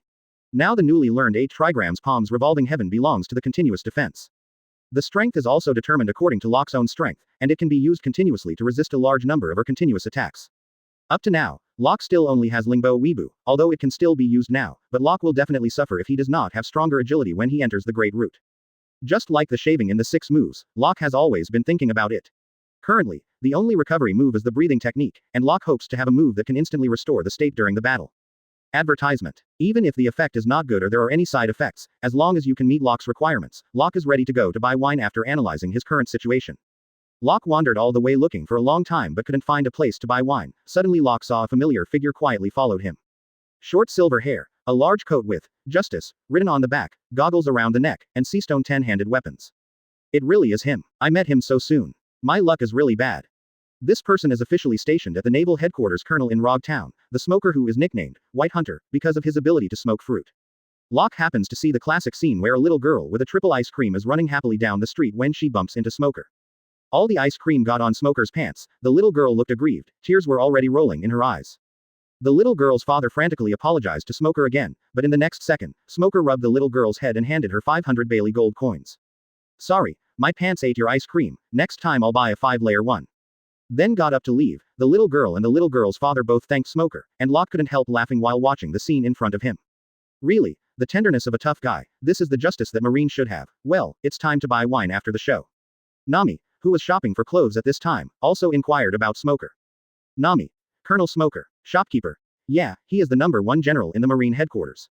In the past, this place was a gathering place for pirates who wanted to go to the Great Route, but since the colonel took over here, all the pirates who entered this town one that was not left was sent to prison. He is not ordinary and powerful, he is simply a monster. I heard that he is still demon fruit power. Locke was wandering around with a bottle of wine, and suddenly saw a small shop with the name of One Piece, but it was dilapidated from the outside. Not knowing if anyone was still inside, Locke knocked on the door casually, pushed the door open and walked in. Excuse me. It turned out that there was only a little old man drinking to a skull. Locke always thought he had seen this scene before, but he just couldn't remember. However, his attention was completely attracted at this time, because he saw a lot of wine that he had never seen on the counter of this small shop. Chapter 32, Rum and Pervert. The little old man looked at Locke and said, "Go away, this kind of shop is not the place for a brat like you to come to, and besides, this shop will be closed from today on." Locke found a stool and sat down indifferently and said, "Are you going to close down?" The little old man immediately retorted, "It's not about to go bankrupt. It's me who wants to close the door, get out quickly." Locke smiled. Old man, don't be so angry, you have a lot of wine here that I haven't tasted, bring me some, I have money. The little old man came to the wine cabinet slowly and said with a disgusted face, choose, anyway, it's the last day to open, and you won't be charged for whatever you want to drink. Locke looked at Lin Liang's eyes full of wine, and instantly locked on a very conspicuous bottle of wine, pointing at it and saying, just this one. The little old man showed some strange expressions. Rum, you're pretty good at picking, then go. Locke took the rum and drank it down. Ha. It's so delicious. I didn't expect to find such a delicious wine in this kind of place. Boss, give me some more rum, just a barrel gone. Hearing Locke's words, the little old man fell into memories instantly. This little old man had already opened a bar here in Luojia's time. What Luojia said to Locke before going to the Great Root was almost exactly the same, and the little old man couldn't help asking, little devil, where did you come from? Locke. East Blue, the goal is the Great Root. The little old man was even more surprised and asked, who are you? Locke. Pirates. When the two were chatting, Luffy also came here mysteriously, and was very pleasantly surprised after seeing Locke. The little old man still had the same attitude. But after seeing that Luffy was willing to listen to his story about Luojia back then, his attitude obviously improved a lot. Locke was not interested in these things. Directly and secretly took away the little old man's inventory and all the rum, and then left money and notes in the warehouse. He knew the little old man wouldn't agree if he wanted it all, so Locke went with it, and the rum tasted really good. Let Locke have already begun to dislike the wine he drank before, so there is no way what to do if he runs out of wine in the future. Locke can only do this. Advertisement. After Locke left, Luffy stayed with the little old man for a while and left. He also wanted to go to Luojia's original execution platform. After the two left, Smoker also came to the shop belatedly, but the little old man treated him much worse, saying that Smoker had ruined his business. Because the little old man's bar has always been dominated by pirates, but since Smoker came, there are basically no pirates here. He was captured by Smoker as soon as he landed, but although the little old man had a bad attitude towards Smoker, Smoker was still willing to be here. Although he is a marine, he still has great respect for Luojia, who is a pirate. On the day when the pirate king Luojia was executed, Smoker was also present. He was a kid back then, and Locke looked at him with a smile before going on stage, and Smoker was about to ask for a drink when he heard the little old man yelling. Ah, that damned brat, he took all my rum away. At this time, another marine came in. Hey, this is a new arrest warrant, find a prominent place to post it. Colonel Smoker, I'm so rude. But at this moment, what Smoker noticed was that the soldier brought over the arrest warrant, and the photo on it was the boy in the straw hat who asked him the way just now. And the little old man also noticed the reward order and said to himself with a smile, so that's it, those two brats are so famous. Locke had just moved all the booze aboard the Mary when the troublemakers showed up. Hey, boy, is this your ship? It's still flying the pirate flag, ha ha ha ha. Don't tease me, can this kind of funny ship be called a pirate ship? Locke's expression had become a little gloomy, and these lifeless guys continued to taunt. Boy, do you see the ship next to it? This is the real pirate ship. This is the ship owned by our great captain, King Kong, Omar, the man-ape. Locke turned his head and looked at the boat next to him. It was indeed bigger than the Melee, but it couldn't be said to be ugly, it could only be said to be very ugly. Ugly to the ultimate. Locke really doesn't know what courage these guys have to praise his pirate ship so much, but that, King Kong, Locke seems to be a little impressed. Because everything that is happening now can't be completely in accordance with the plot that Locke is familiar with, so there will definitely be many unknown things.